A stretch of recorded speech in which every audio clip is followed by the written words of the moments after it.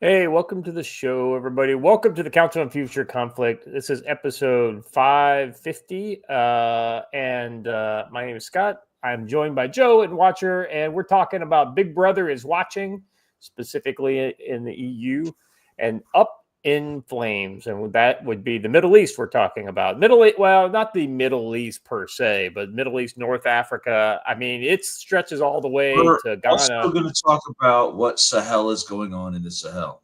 Well, yeah. So basically, it's stretching from Syria all the way to Ghana, and it's I mean, it's just all kind of falling apart. It's almost like they don't know what the fuck they're doing over there.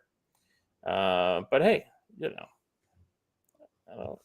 There's a gonorrhea joke in there somewhere, but I can't quite make it work. Well, I mean, gonorrhea is close to Djibouti, which is right around the corner. We're gonna talk about Djibouti. That's right.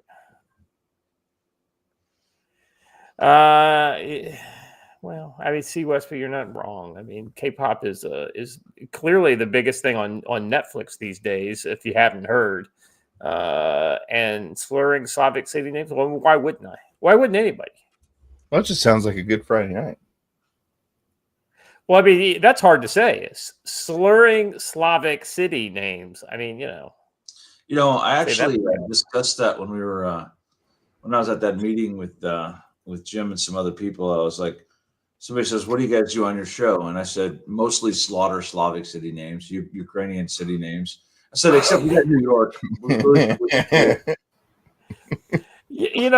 I'm not going to say that I was anywhere close to perfect, but Joe, you got to admit, on the last Ukraine update I did, it was actually pretty. I was like above 60%, which is not bad.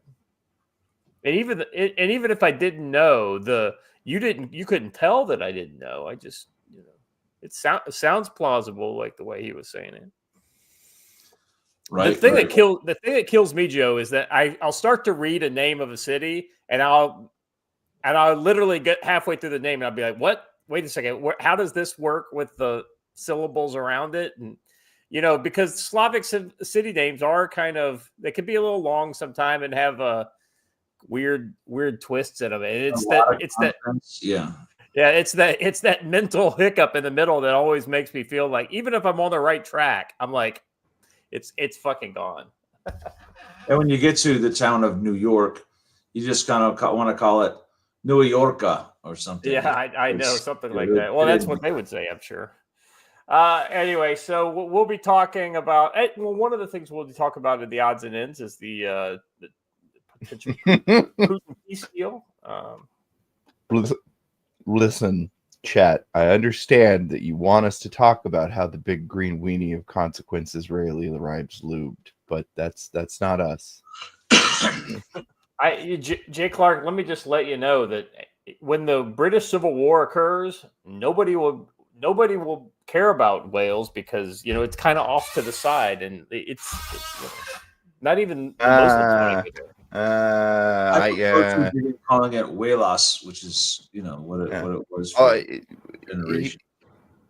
I would agree with you, except for one thing, Scott. Welsh, the Welsh have an awful lot of old men with sheds, we will say, that are awful. That's right. That's creative. A support zone. That's I'm just saying, the Muslim forces will never make it that far. Well, Matt mentioned this morning, maybe we have Matt Bracken steal a cargo boat and we begin running guns to the British. So there you go. I mean, that's not the worst idea I've ever heard, but hey. Speaking, suggestion for Blaine's from my guest here, who's hiding behind the corner, was that Blaine add in a segment in Blue Dawn. I said it should be about Canada, and he goes, "Well, the Canadians could be running guns down to the Americans," which I think would be a great plot twist. That would be a great. The problem is they don't have any guns. Well, that's true. I mean, there is that. I mean, maybe these are guns from Ukraine that are being repatriated.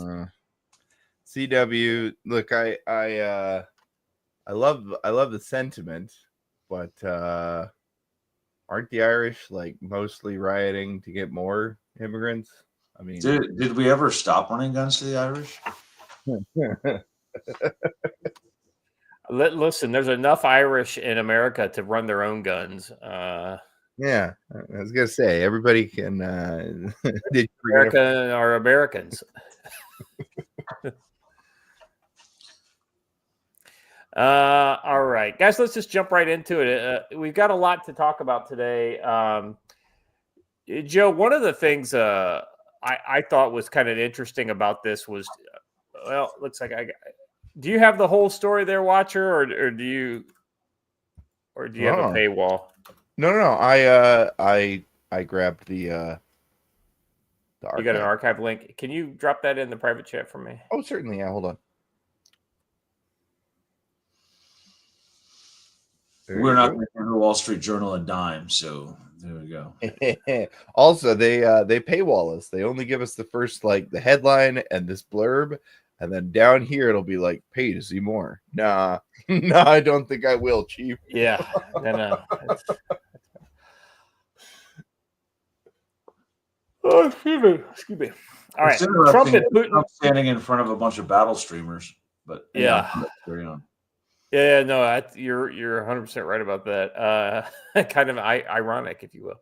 How Trump and Putin reached a new make or break moment on Ukraine. So basically, Trump has long believed that the crux of foreign policy is two leaders in a room making historic deals. Pulling off a ceasefire deal in Ukraine with Russian President Vladimir Putin would be the kind of diplomatic coup he has long craved. He's doing these kind of deals like every 2 weeks at this rate. I don't know that. I mean, this is the biggest one, but clearly they got a fucking chip on their shoulder from the very get go. Because nothing scares the Wall Street Journal more than Trump actually being able to make peace in Ukraine. The leaders could say again, Joe. I just agreed with you. Yeah, 100%. The leaders could meet as soon as next week to pursue a peace agreement following months of maneuvering, but their approaches remain at odds. Trump has urged Putin to stop the war, but has shown little interest in the specifics of a deal. The Kremlin boss has rebuffed all appeals to halt the fighting except on his terms. After months of failed efforts to forge a deal, first by coercing Kiev and later wooing Putin, Trump has come around to the belief that the heightened economic pressure on Moscow might be the only way to get an agreement. To sway Putin, Trump has embarked on a more confrontational course, threatening sanctions on countries that purchase Russian energy. He targeted India, a major buyer of Russian oil, with 50% tariffs on its goods shipped to the U.S. Other nations that import oil and gas, including China, could see their duties raised by the Friday deadline, which is today, by the way. But even Trump seemed less than optimistic Thursday following talks earlier in the week between his special envoy, Steve Witkoff, and Putin. We talked about this on Wednesday. We're going to see what he has to say. That's going to be up to him, said President Trump. The White House is working on arrangements, arranging a meeting between Putin, but would like a three-way meeting between Zelensky, Putin, and Trump. White House Press Secretary Carolyn Leavitt said President Trump would like to meet with both President Putin and Zelensky because he wants this brutal war to end. And I think that makes sense that you got to get them both in a room. I mean, ultimately, Putin would like it to just be Trump and him in the room. But let's be honest, if Ukraine doesn't play ball, then they're going to keep fighting. I love that next line. Putin, who has frequently called into question Zelensky's legitimacy. Putin is not the only one who has done that. Yes. In fact, point of fact, you'll find 3 people on this program right now that call into question Zelensky's legitimacy. And it sounds to me like the UK is calling into question Zelensky's legitimacy lately. Trump returned to the White House vowing he could stop the war in Ukraine within 24 hours. Okay, so they're basically going to start throwing darts at him there. Let's see. Putin made it. There's an added concern that Putin may not be serious about reaching a deal. Putin made it clear that the Ukraine war is more important to him than relations to the U.S. Another challenge for Trump will be navigating talks with a Russian leader who is a quarter century of experience dealing with various U.S. presidents. If Trump meets with Putin and emerges empty-handed, he will have to decide whether to increase pressure on Russia, despite his skepticism that economic or military moves would alter the Kremlin's calculus or follow through on the threat he made repeatedly to abandon the peace process. So what do you think about this whole idea of going after the Indians with tariffs over their importation of Russian oil? I mean, I see the logic there, but I don't know that that's going to end up working. Well, my biggest question on the Indian tariffs are we going to charge a tariff on H-1Bs? Because that would actually hit them in the pocketbook. Oh, but, did you hear that? Evidently, they pulled 1,200 trucks off the road because of the lack of English-speaking drivers. Speaking of Hindustan Times. Yeah, I've been monitoring that situation. But yeah, we should tariff India. India has never really been that much of a friend. They're an ally of convenience more than they're an actual ally. And I will remind you, India continues to colonize the world. Yeah, India to us is more of a place where we could, use as a balancing act against China, which, I get that. I understand why we would do that.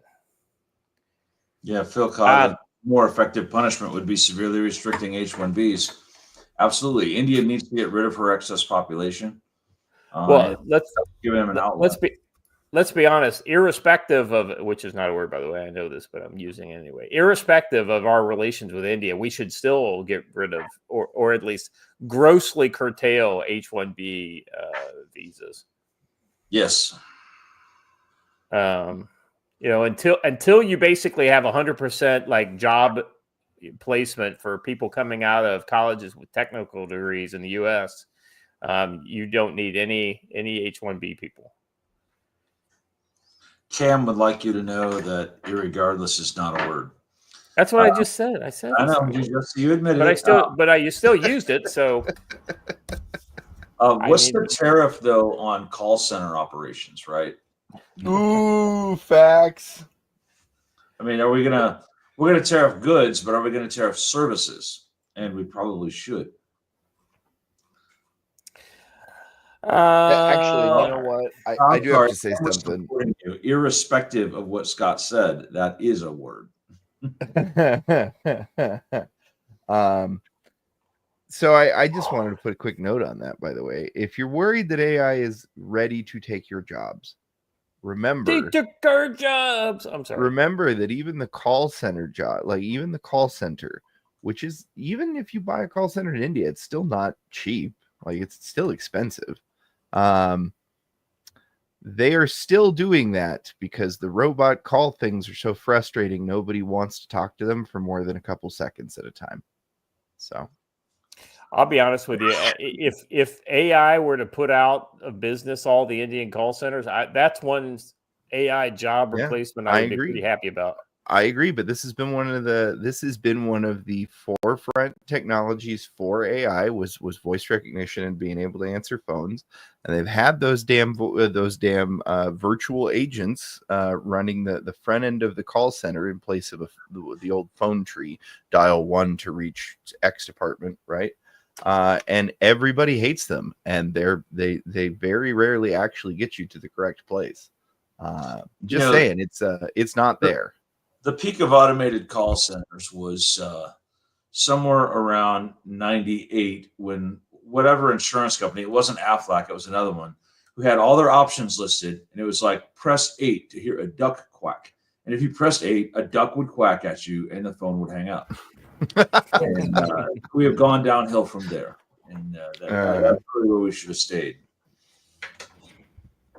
Well, I tell you, regardless of what kind of call center action we end up getting, I think if Putin and Trump and Zelensky can make a deal, I saw one of these. I saw on X, like basically what the trial balloon of this deal might look like, and I'll be honest with you, I would be okay with that. Basically, The U.S.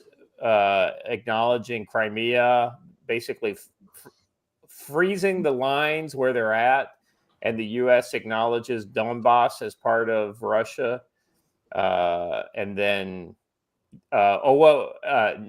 it doesn't take NATO off membership for the Ukraine off the table. I mean, these sound like legitimate, like Russia would be giving things up if they were to do that, right? You know, the U.S. could rearm the Ukrainians. Why would Russia ever agree to anything that ever lets Ukraine join NATO? Because ultimately, this war is costing Russia a shit ton of money. Don't ever think that it's not. I mean, can they get by with the sanctions? And sure they can, but with the sanctions and with the war effort, they would love to kind of tone down the war effort and get back to shipping oil and gas to Europe is what they'd like to do. Well, sure, but it's one of those situations where, okay, we're going to end up in exactly the same place in another 10 years. See you then, gentlemen. I mean, but here's the thing: if it freezes, if the conflict freezes and that happens, and then NATO decides they want to let Ukraine in, then we see where it goes. I just doubt it. I doubt it'll be. I'll be honest. If they stop the war, I don't think that it'll get started very easily again. I think there'll be a lot more circumspect with how they handle things.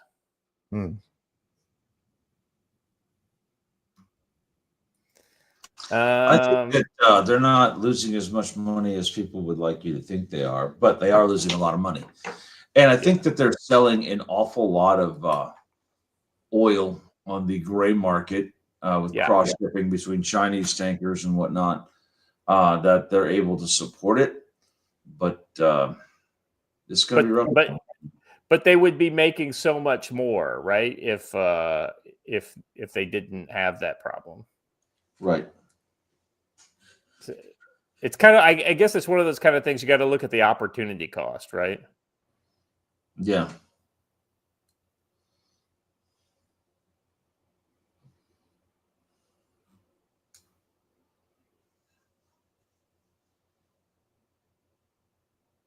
All right. Let's move on to the next story here. So this is kind of in the Middle East, but I wanted to keep this one straight, separate, because this kind of relates to some of the news that came out earlier in the week, where it's looking like Israel is going to basically fully occupy Gaza and then in place a civil administration that has nothing to do with Hamas in charge. Satellite images show Israel building up forces for a possible ground invasion of Gaza. And now, granted, they've already done a ground invasion, but what they're talking about is basically invading the portions that they do not occupy. City itself. Yeah, that's right. Commercial satellite images show Israeli military building up troops and equipment near the border with Gaza that would support a possible new ground invasion of the Palestinian enclave. According to 3 U.S. officials and a former official who viewed the imagery, the images show troop movements and formations that the 4 sources recognized as signs of an imminent major ground operation. Israel's security cabinet approved the plan early on Friday to take over Gaza City. The Associated Press reported, citing Prime Minister Benjamin Netanyahu's office, the plan falls short of the full occupation of Gaza, and Netanyahu has discussed earlier. If there is a new military of course it falls short, because you can't eat it all whole. You got to eat it in pieces. And Gaza City would probably be the biggest piece of what they have left to occupy. Netanyahu said on Thursday on Fox News that Israel intended to take control of all of Gaza. We intend to, in order to assure our security, remove Hamas there, enable the population to be free of Gaza, and to pass it to civilian governance that's not Hamas and not anyone advocating for the destruction of Israel. That's what we want to do. It's going to become hard to find guys like that in that area. I know, right? Pressed again on the point, specifically on whether he meant Israel, he would take control of the entire 26-mile Gaza Strip, Netanyahu said. Well, we don't want to keep it. We want to have a security perimeter. We don't want to govern it. The troop buildup comes during a tense time in relation between the United States and Israel. On July 28th, Netanyahu and President Trump had a private phone conversation that devolved into shouting amidst White House concerns over how the Gaza Humanitarian Foundation, a U.S. and Israeli-backed relief effort, is working. According to senior U.S. officials, 2 former U.S. officials and a Western official were briefed on the matter. A recent flare-up of tensions between Trump and Netanyahu began on July 27th, appearing at an event in Jerusalem that day. Netanyahu said there's no policy of starvation in Gaza, and there is no starvation in Gaza. The irony is most of the starvation myth right at this point now is coming from Hamas, because it's like one of the only things that they have left in their arsenal is being able to lie to the media. Netanyahu then privately demanded a phone call with Trump. Here we go. He said that he had seen images of, this is when Trump was in Scotland, of children in Gaza who looked very hungry. So this is that media manipulation piece, right? Yeah. Now, are there hungry people in Gaza? Yes. If there are, it's because Hamas makes them that way. We've seen the footage of the aid convoys that Hamas has hijacked and basically using to feed their soldiers. They look very hungry, and that they're real starvation, and that you can't fake that. Yes, you can fake that. But you can also you can make it it's artificial, I would say. It's not necessarily fake. Well, one of the ways they faked it, and yes, they did fake it, was they picked a kid who was dying of malnutrition for medical reasons. Yeah. And then pretended that was just a kid on the street, not a kid in a hospital. When presented with evidence of people starving in Gaza, I would ask this question: who took the food? And once you ask that question, well, all of a sudden they want to backtrack and not talk about it, because we've shown video on here of Hamas taking the food for their fighters. So it's not Israel's fault that the people are starving. Israel does enough bad on their own. We don't need to blame them for things they aren't doing. Let's see. I can say that. Now, I mean, I guess I could throw some. Let's see. New York Times communicator: we have appended the editor's note to a story. A child in Gaza who was diagnosed with severe malnutrition. After publication, the Times learned that he has also pre-existing health problems. Read more below. Basically, it says here, children in Gaza are malnourished and starving. So this is the original thing, and it basically talks about exactly what you mentioned, Watcher. Yeah, and then you've got street markets with food being displayed for sale in Gaza, and you have just mountains of aid that is being basically distributed daily. So yeah, not starving. Some of you in the chat are proudly declaring that you have lost an information war. It's funny. You can see video after video of all of the aid, which is billions and billions of dollars, and just unbelievable amounts of food pouring into the country and getting stolen by Hamas, and civilians also trying to steal it, getting shot and killed by Hamas. But Derna, this is exactly what they're doing. They're delivering the humanitarian aid, and it is getting stolen to feed the foreign, the Hamas soldiers. Here's the other piece too, and Derna's on the right track here. But there wouldn't be a crisis if Hamas hadn't been bloodthirsty savages and killed all kinds of people and took hostages. This was easily avoidable. Yeah, I mean, we're not saying that some people aren't starving, but if they're starving, it's because Hamas is keeping the food away from them. But point of fact, Hamas has got so much food now that they're selling it in the streets. I don't know if this will help you guys, but I sure hope it will. Let me take this same argument and start applying it in another area where I guarantee you it will start to be applied sometime within the next 2 to 3 years.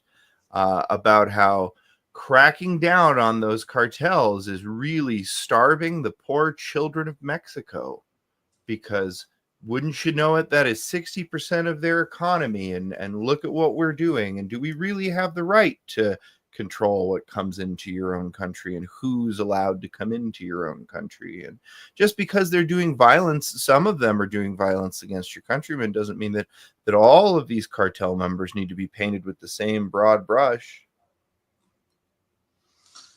Hey, look, y'all need to pay the fuck attention. This is an information war, and you're losing it. Chat, go ahead, right? I mean, knock yourself out. All right. Anything else on that story you guys want to cover, gentlemen? No. All right. This next one's kind of interesting, Joe. We've kind of already mentioned this one before. We said that, when you basically declare a head of state as a narco traficante, they basically become a criminal. And the way you go and you take care of criminals is you go and arrest them. Kind of like we did with Manuel Noriega. It's almost like we've got a template for this model, right? My only question about this is gents, I want an over-under on chat. Give me an over-under on how many ragtag teams are planning basically new versions of, what did they call that one? The last one where the private military guys went and trained up some ex-dudes, and they were gonna go get Maduro. They were gonna take the beaches, boys. Silver, whatever. Yeah. How many new Operation Silvers are being hatched as we speak? What's interesting here is the first thing he's charged with for narco-terrorism conspiracy. I'm going to need you to point to that in the U.S. Code Book. Newsflash, that's not a thing, right? We put this on here, but it's not actually a crime. It's something we talk about, but narco-terrorism conspiracy is not a crime. That's defined on there. But putting it on this sheet justifies the use of certain assets and techniques to deal with them, because we just called him a terrorist. I wonder what the crimes here are, because I mean they're definitely the only kind one of that's an actual crime that's listed on there is conspiracy to use and carry machine guns and destructive devices in the furtherance of a drug crime. Cocaine importation conspiracy is not actually a crime. Conspiring to import cocaine is. So it's worded very carefully. Using the word narco-terrorism then justifies bombing him. And by the way, this is twice as much money as we offer for Osama bin Laden and Sheikh Omar, right? Well, yeah. If we want to put it in an interesting way, well, actually, never mind. This is cocaine, so that wouldn't even be true. Were we going after the people producing fentanyl like this? I'd say that was fair, because I think the people who are producing fentanyl ultimately are killing a lot more Americans than the Middle Eastern terrorists did. Blaine Pardo says, "Is it dead or alive?" It's going to be interesting. Interestingly, Blaine, which I don't even know why you're not in here, but Eric Prince said the same thing as you. Eric Prince suggested to the State Department that it be dead or alive. So, yes, makes it a lot easier. Just saying. Let's see. Let's look at what these federal crimes might be, because I saw a post, Joe, that actually listed these earlier. I'm trying to find it. Oh, are you not in the? Okay, hold on. I will get it to you right now, Blaine. Oh, is it not in the? Is the StreamYard link not in the regular? No, I just gave it to our private chat. I guess that's my bad. Blaine, I'm sorry. I trained the boy, but I do what I can. He had a late start this morning. I'll just say that. Let's go. And then here's one directly to you there, Blaine.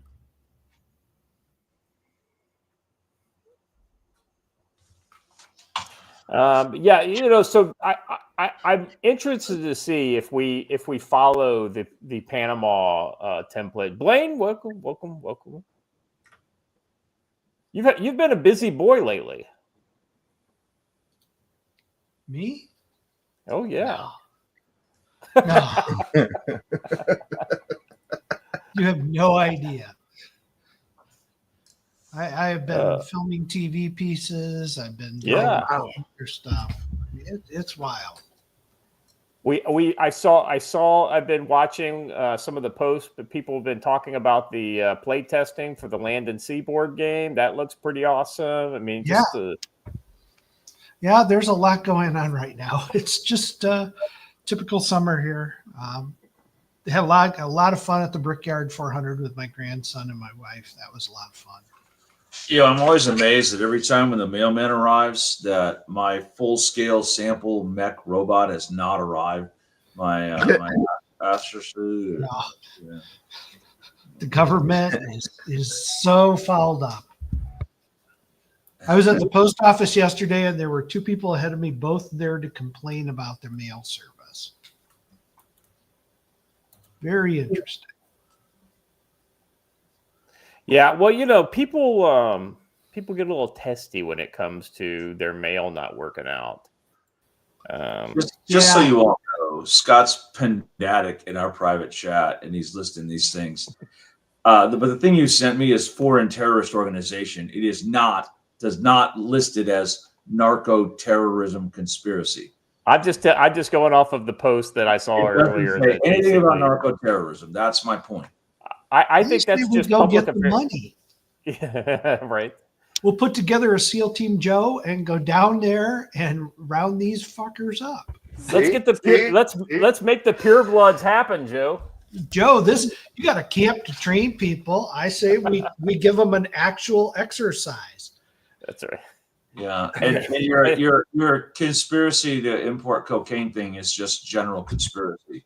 So I know. Again, I got it. I'm not a lawyer, and I'm just going off. Yeah, you tried to be one, and neither was the person who typed this up. Yeah, that's right. This is a public affairs thing. It may not even be real. Let's be honest.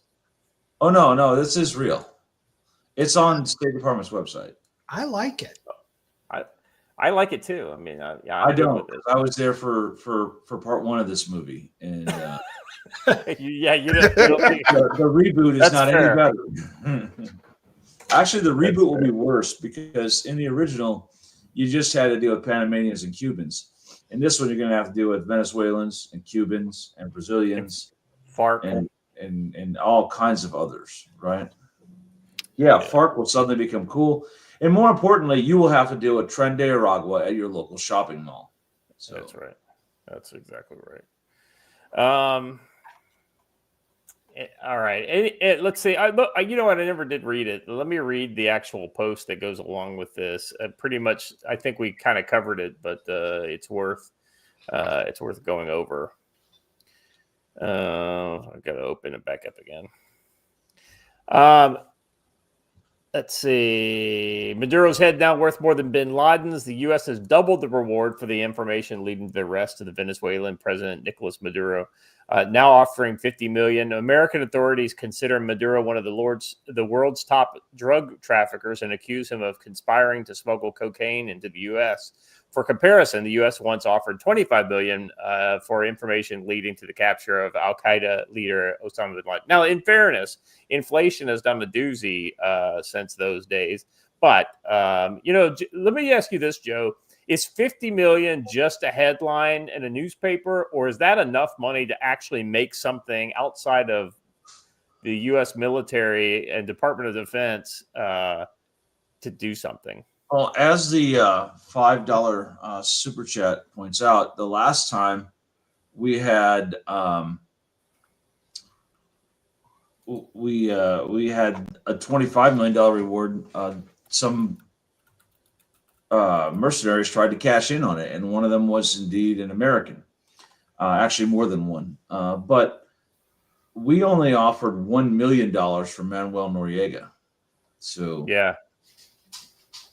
Watcher, can you play? I'm going to send you something in the private. Yeah, let's listen to this, and because Pam Bondi did an actual video on this, where she made some proclamation about it. So let's give her a moment of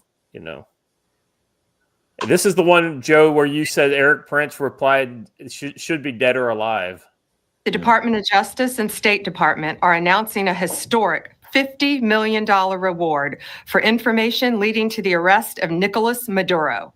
Maduro uses foreign terrorist organizations like TDA, Sinaloa, and Cartel of the Suns to bring deadly drugs and violence into our country. To date, the DEA has seized 30 tons of cocaine linked to Maduro and his associates, with nearly 7 tons linked to Maduro himself, which represents a primary source of income for the deadly cartels based in Venezuela and Mexico. Cocaine is often laced with fentanyl, resulting in the loss and destruction of countless American lives. The DOJ has seized over $700 million of Maduro-linked assets, including 2 private jets, 9 vehicles, and more. Yet Maduro's reign of terror continues. He is one of the largest narco traffickers in the world and a threat to our national security. Therefore, we've doubled his reward to $50 million. Under President Trump's leadership, Maduro will not escape justice, and he will be held accountable for his despicable crimes. If you have any information to bring this criminal to justice, call 1-202-307-4228 or go online. I'm going to call him report that he is in the palace in Caracas, and I don't want my money. I'm going to expect my money. But here's the thing. First of all, some sheriff's department in America is missing a jacket. I'm not really sure why she was dressed like a county sheriff in that. But 2, I love when women put on serious face, and they think that makes whatever they're going to say have that much more effect. This was pretty well scripted. It was meant to lay down the groundwork for whatever they're about to do. Calling him a threat to the national security of the United States justifies an awful lot of things and a wide range of things. So it's going to be interesting to see what happens. I don't know. If you want to add credibility to something, you don't send out Barbie to do the rah-rah. That's not going to really get us. It's not like Pam Bondi's carrying a lot of weight with the American people right now. Yeah, that's a good point, Blaine. I'm trying to think of anybody on the roster over at the DOJ that really people are like, oh, well, this guy's still a maybe Dan Bongino is the only one because he's the only one that's seems to be frustrated. Yeah, you want something that sounds like somebody's going to come knock on your door. You put out Holman or you put out Bongino. The rest of these guys. Right. The rest of these guys, all big words, big talk, no action. Well, hold on, though. Bongino was awful big talk, but has he quit yet? Yeah, I mean, you're fair. I mean, let's be honest here, right? Bongino talks a pretty solid game, but Bongino doesn't do anything all that grand either in his position. We have a whole bunch of super chats you might want to catch up on. Yeah, let me catch up on those. All right. Let's see. Come back over here. Lance Corporal Veteran for $5 says they actually had an American get captured by Venezuela with 12 guys last time someone tried to cash in on a reward. Yeah, but I don't think it was $50 million. That's what happens when. No, it's 25, and they're like literally their massive invasion attempt led to them needing to be rescued by the Venezuelan Coast Guard. I mean, they weren't exactly a crack unit. It was not what you call the A-team. Yeah. Derna for $5 says, "Are we going to pretend that the moron who pulled an empanada out of his desk while people were starving is a genius keeping the commies together?" No, he's not a genius. He's just a bad guy. It's the way it is with all the commies. None of them are geniuses. They're all the guy who controls the guys with guns. That's all that. Yeah, but they're making him out to be some sort of a criminal mastermind, and he's not. He's not. And he's also.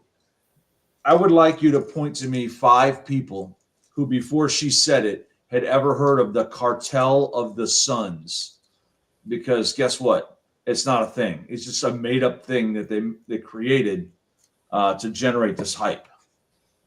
I was wondering about that. That sounded like a cool name, though. It is a cool name. You I'm know, sure they had to have a focus group. They focus. That's exactly There's somebody in Mexico right now. Oh, I gotta write that down. Yeah, it was just narrowly beat out the Cartel of the Iguana. All right. Peter Shay's helicopter tours for $1 says, what if any global implications would U.S. face if they put dead on the bounty? I don't think they'd face any, honestly. Literally none. Yeah. Because I believe the truth of the matter is that we're probably just about to kill him, and that's why we put out the bounty and put out the video. Listen, a truth that I've been trying to get across to all of you for a very long time, that this strikes to the core of. International politics are purely anarchistic. What happens to America if we put dead or alive on it? Whatever someone else can make happen to us without us being able to do something to them. So nothing.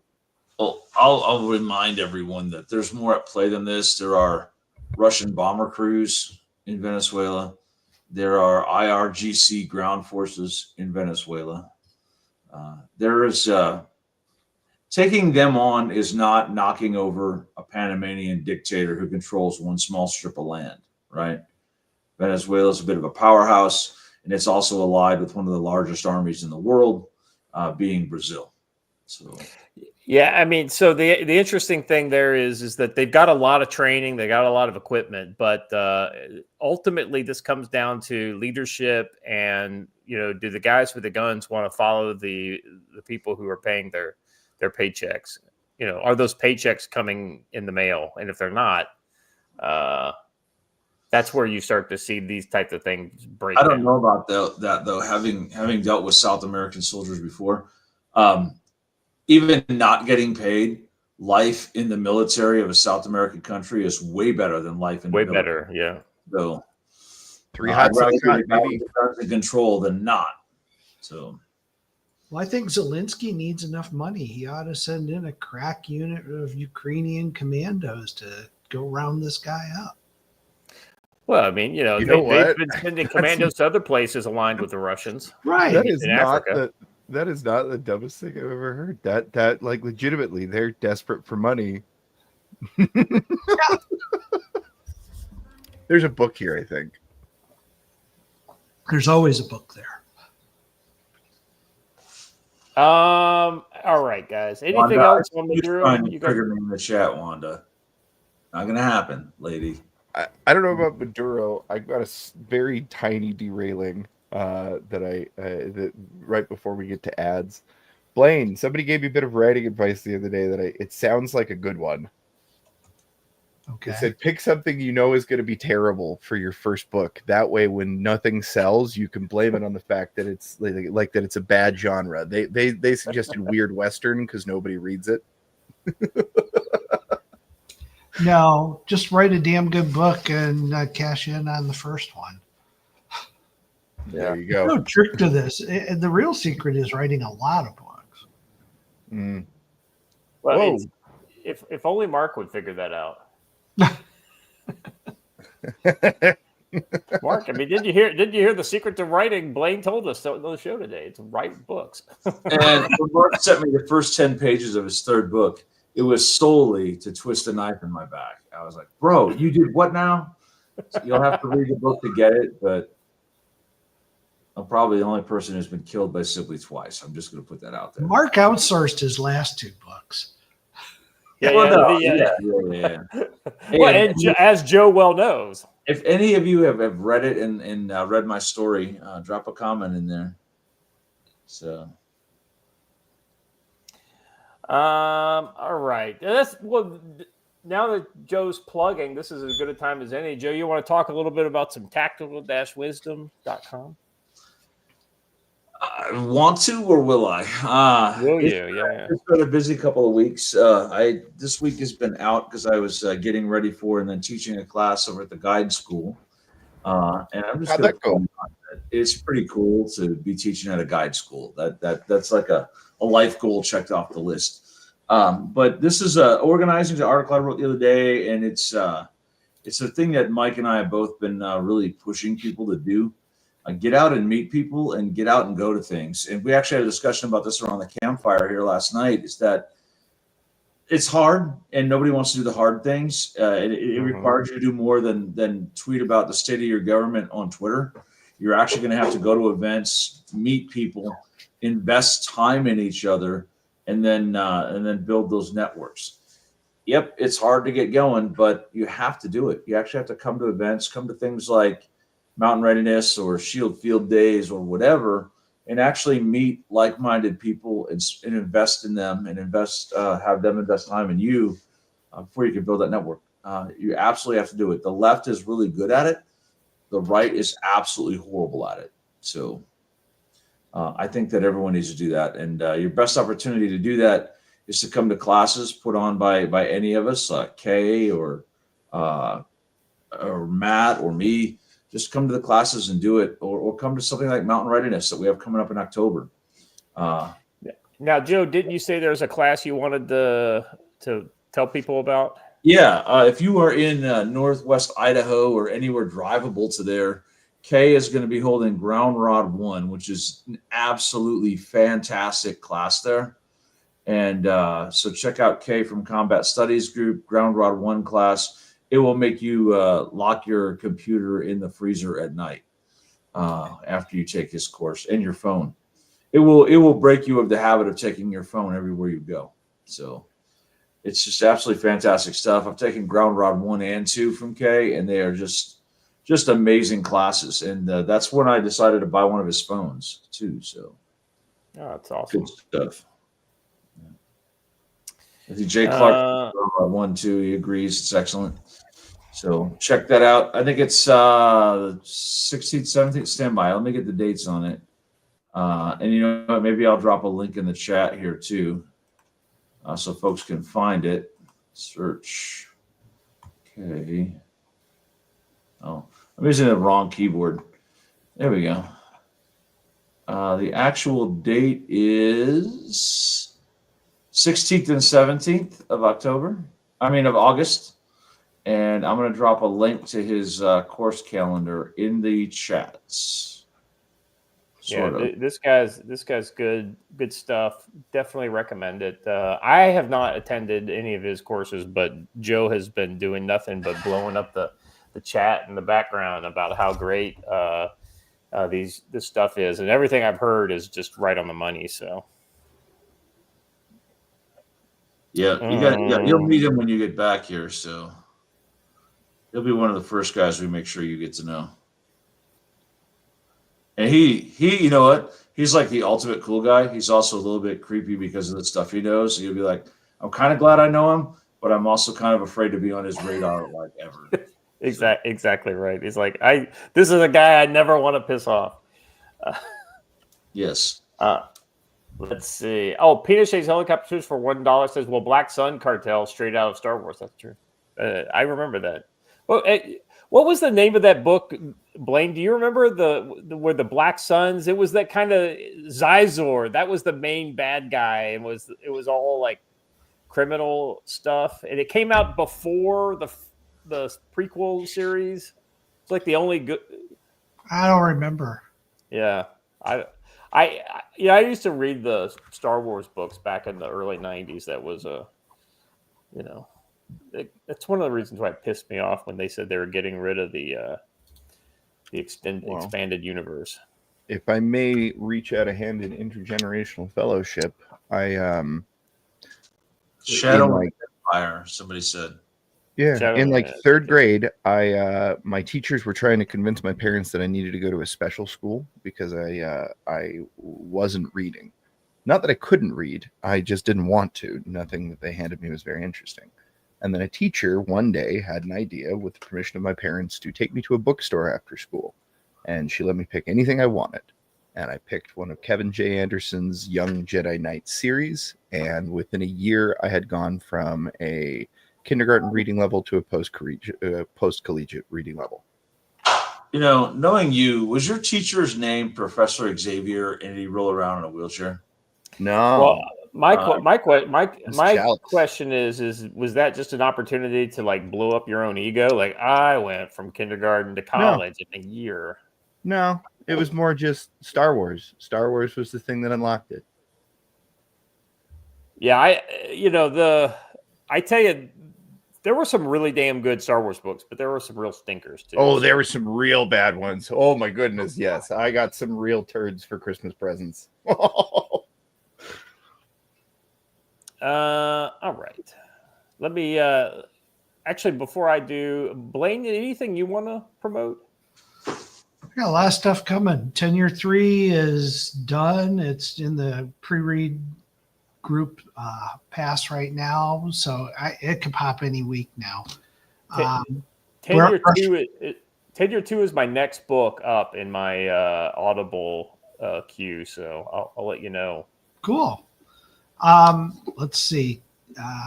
Started work on Tenure 4 with Mike this week, actually. Brushfires of Freedom, the next Blue Dawn book. We've done one editorial pass. I made some additions to that, so they're going through and tweaking those. I'm actually expecting to see that in the next few weeks come through and be done and ready to go. I don't have a publishing date on that yet. And I finished a book for a new mini-series in the Land and Sea universe called The Best of the Worst. If you ever enjoyed the movie The Dirty Dozen, you'll like this. It's about a bunch of Marines that are in prison who are taken out so that they can go fight. To Joe's point, Chesty Puller's infamous line, "Take me to the brig so I can see the real Marines."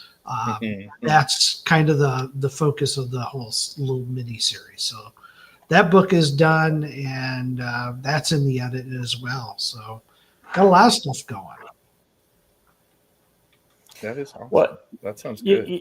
You know, I have a question because I was thinking about basically the book coming up is the last one, right? No. No. This sets the stage for the last one.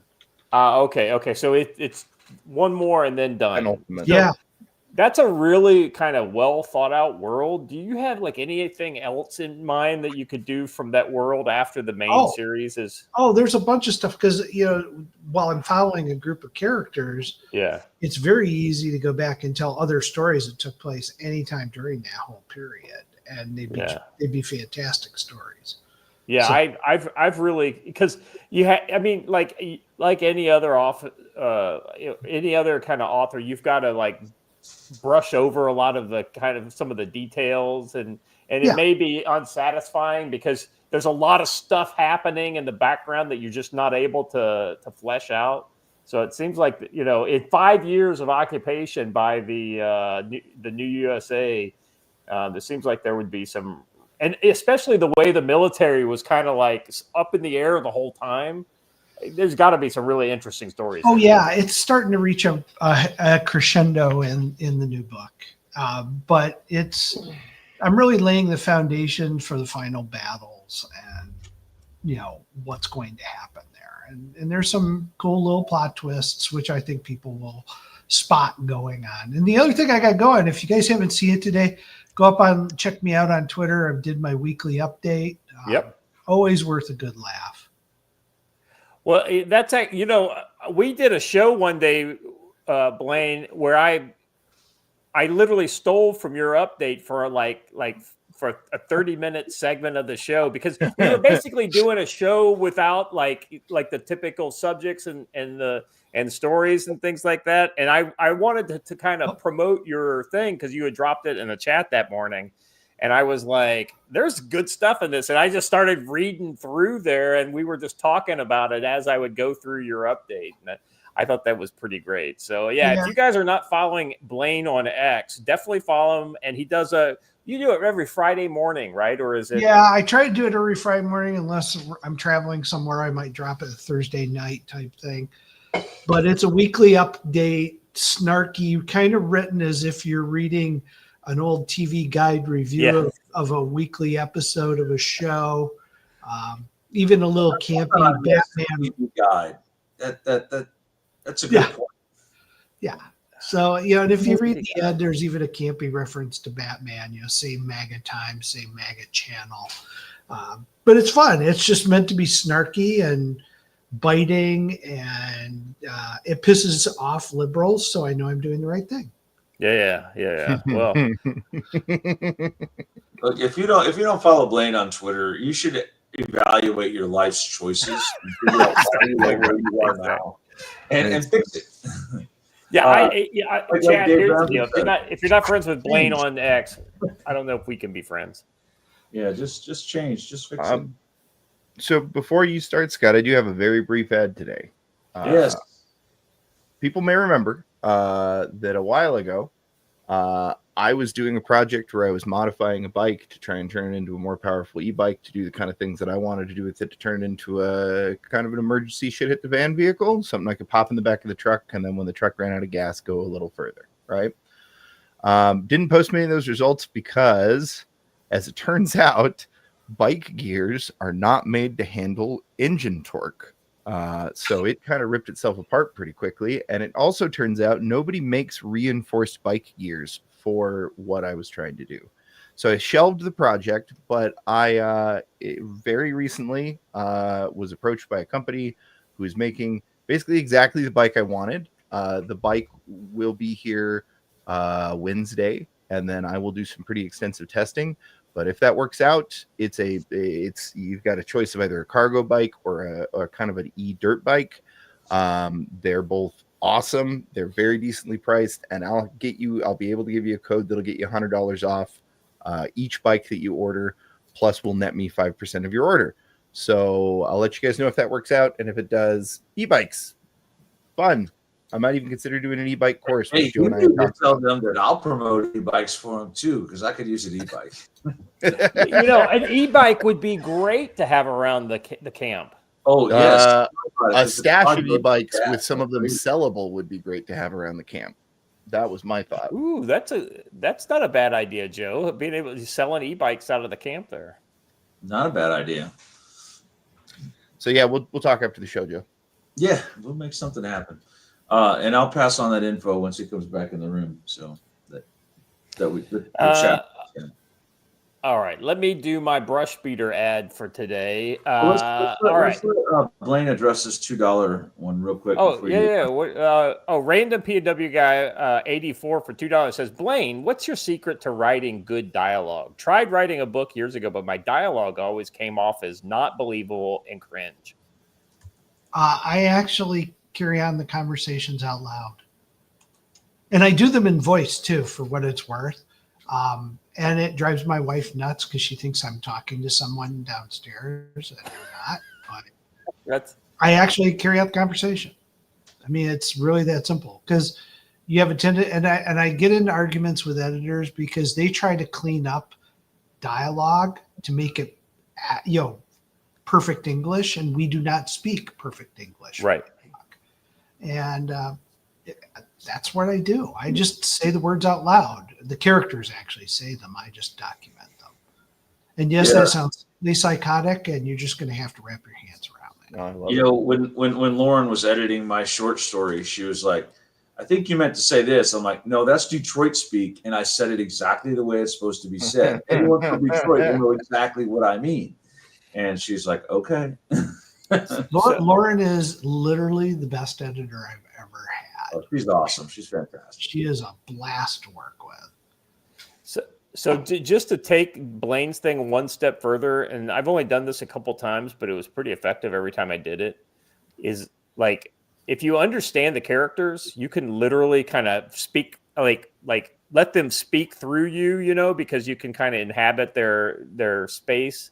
And I only did this once successfully. I tried it a couple other times. It didn't work, but we actually record the dialogue. Like, you basically have the conversation yourself, and record the dialogue. And it's all extemporaneous and all off the top of your head, the way regular conversation occurs. So you would even you would introduce the stuttering and the thinking into that, and then you then transcribe that dialogue and you can play with it and things like that. But that worked pretty interestingly the one time I did it. So It sounds Hey, like an Scott, episode. when are we going to get the? Saying. I'm sorry. go ahead, Joe. I was just saying this sounds like an episode of Writers Fix Problems. Hey, I'm just throwing it out. Hey, Scott, speaking of fixing problems, when are we getting the graphic novel for Land and Sea? so as soon as we get Doorkickers out the door, then we go. The Land and Sea is coming. We've got everything ready to do pull the trigger on printing and everything. It's just a matter of it's just this project's fulfilling- constant luck where Right. right when he needed me, I had a ton of bricks worth of other responsibilities fall on top of me that include the responsibilities for the building that the comic books are housed and being shipped out of. So yeah. I'm we're all trying to be very smiley about it and things like that, but we're all frustrated. So Yeah. it is what it is. All right, moving on. This is the ad for Brush Beater, so let me jump into this.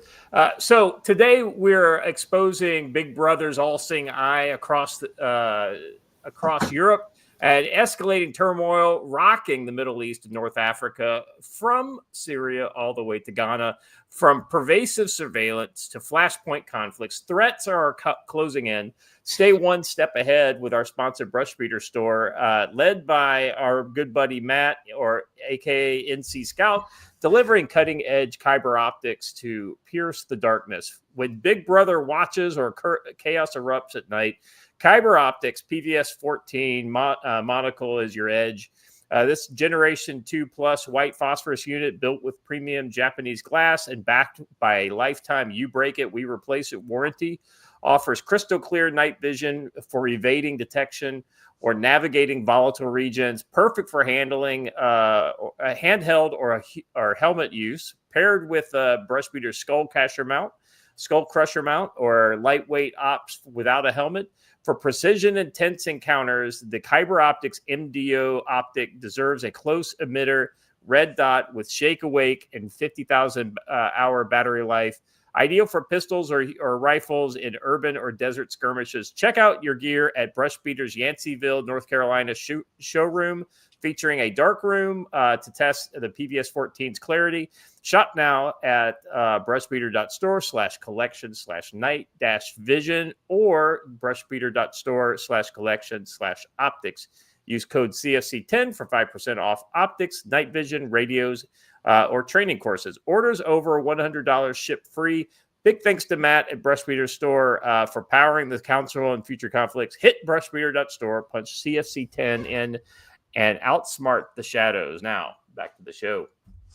Gentlemen, my understanding is Matt is basically sourcing his own night vision gear. All the Kyber Optics night vision gear is kind of under his kind of thing, and the prices are very reasonable for what they are. Now, granted, those dual tube Kyber Optics, PVS 31s are a little on the pricey side. What is it, $5,600, something like that? But that's dual tube optics with Generation 2 Plus. So I mean, you're definitely getting what you pay for. The PVS 14s, let me just be honest with you. If dual tubes was a little too much for you, a single tube night vision optic will get you through almost everything you need. And if you want to mount it behind your red dot optic on like an M4, they've got mounts for that kind of thing too. So definitely give these a look if you are in the market for night vision. And if you want to learn how to actually use your night vision and your IR laser and all that stuff together to effectively engage targets, Brush Beater has a class for that, and I've taken it, and it's absolutely amazing. So he's got solutions for everything, and yeah, check it out. We were playing with thermal out here last night, and it's good times. And you get discounts on the classes too with our code. So there's that. All right. let's jump into Big Brother is watching, shall we? Yeah. Let's do it. So, am I super worried about Europe and England? Well, no, I'm not super worried about it. But where they go is where the liberals dream to take us, essentially. And so that's the reason why this is important. It's kind of like the old canary in the coal mine for Western civilization, if you will. And the one area where they are well advanced in every kind of threat is in kind of the realm of taking people's freedom of speech away. Why Britain arrests 30 people for speech? Let's see. This is a trigonometry interview. So they trace the. Let's see. This is the UK's Online Safety Acts and its implications for free speech. They trace the act's origin to the moral panic over children's exposure to harmful online content like self-harm sites and pornography, initially introduced under Theresa May's government and expanded under Boris Johnson. So, I mean, literally, the conservatives are the ones that are censoring this stuff. Whenever I hear someone say Theresa May, I'm like, who? Oh yeah, the lettuce. No, Theresa was. I thought Theresa May was before her. That was who was the lettuce lady? That wasn't Theresa May, was it? Anyway, doesn't matter. Young criticizes this is overly broad, leading to excessive content removal by platforms, fearing massive fines and jail time for executives. He highlights how it resulted in the age-gating innocuous material such as speeches and grooming gangs or historic blog posts under the guise of child protection, while failing to include robust free speech guards. Young argues that creates a chilling effect with companies over-censoring to comply, and expresses concern that Labour government includes under figures like Peter Kyle will strengthen it further rather than repeal it. Young warns the broad threats to free expression, including 30 daily arrests for speech offenses and 250,000 non-crime hate incidents recorded over recent years, often for online posts challenging government narratives on immigration or gender issues. Now, guys, this stuff is really heavy-handed in the UK, and this is the kind of stuff that's potentially going to push YouTube to end up requiring people to potentially submit a driver's license in order to keep their account on YouTube. Have you guys heard about this stuff? No. You were the one that told me about it, so I wanted to see what your kind of take was on this. If you'd kind of dove into it. Yeah. Sorry. What was the exact question though? What on YouTube? So basically, it's laws that are occurring in Europe and in the UK are affecting Americans. Yes. There are all kinds of changes that are not yet happening, but companies have said what they're going to do in response to some of it. So YouTube, for instance, is going to start requiring if you don't explicitly mark your content as not available in the UK, it's going to start requiring everybody to post a government ID in order to be able to access it. That hasn't come down the pipeline yet, but they've announced that that's what they're going to do. It's trial balloon, and people haven't made enough noise about it, so it's probably still going to happen. There's all kinds of implications here. The companies have to either choose to cut the UK market out completely, and they have to go through a lot of time and expense to do so, by the way, because they're not, according to the UK government's laws, although this hasn't been tested, and I don't think this part would stand up, it's up to the companies to make sure that British citizens aren't accessing their service. It's not up to the UK.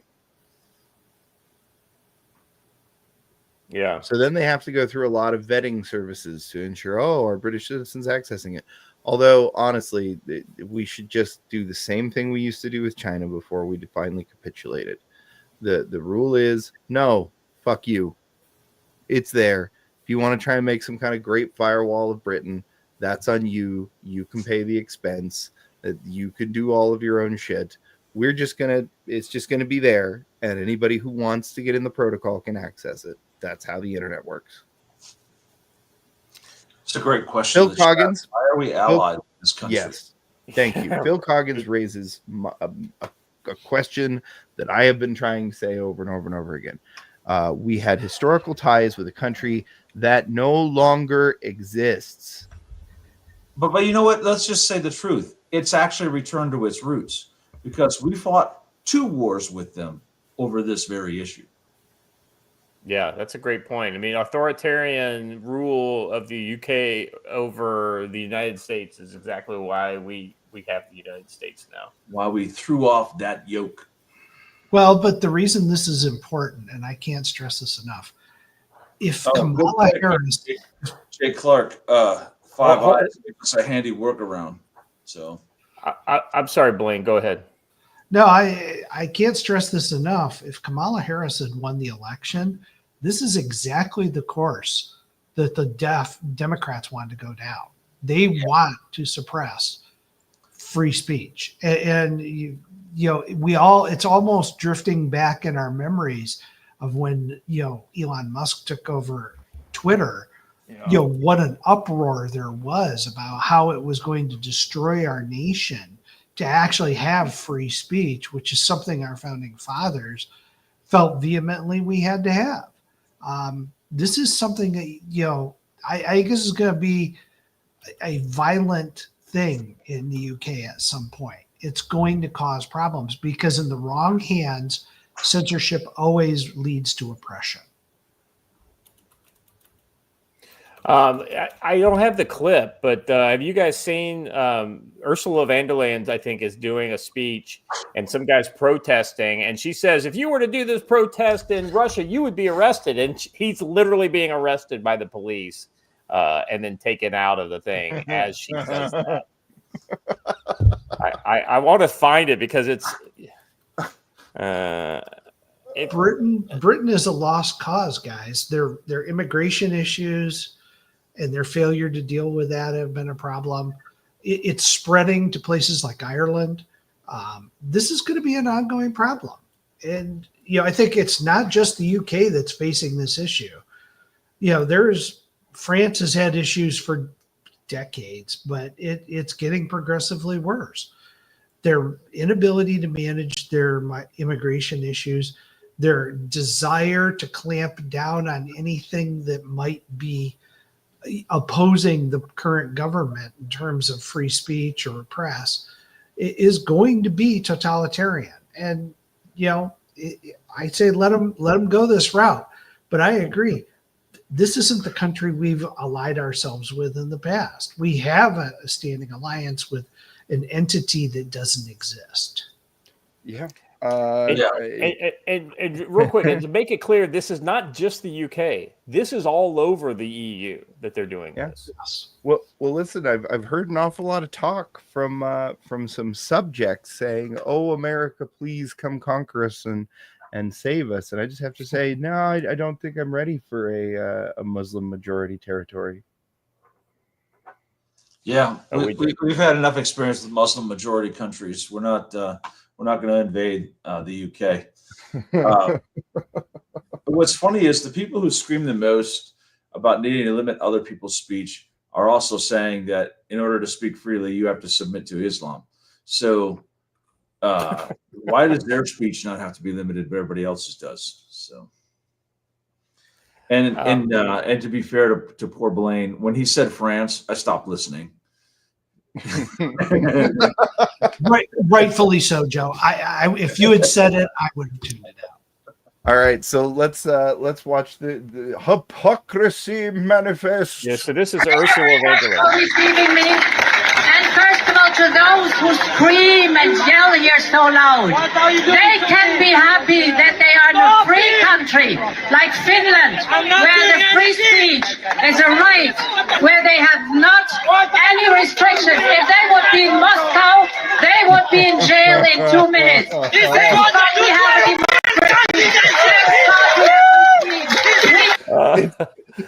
The irony. Thank you for making our point for us. And by the way, it's Ursula von der Leyen up there, the former German defense minister who now rules Europe. Yes. We tried this once before. It didn't work well. Well, actually, Joe, it worked perfectly. The plan has worked. The Germans are now in charge of Europe. If you look at it on a long enough timeline, Germany and Japan now rule the world. Who won? I don't know, man. Japan. Did you see the big headline coming out of Japan this week? They announced that last year they had a record loss of population. They lost 1 million off of the total population number from Japan. I feel like Japan's not even going to be a country in about 15, 20 years. Well, that's one of the it's the blessing and the curse of Japan, because they don't allow immigration. It's protected their ethnic purity, but it is also a cliff they're going to fall off of. So,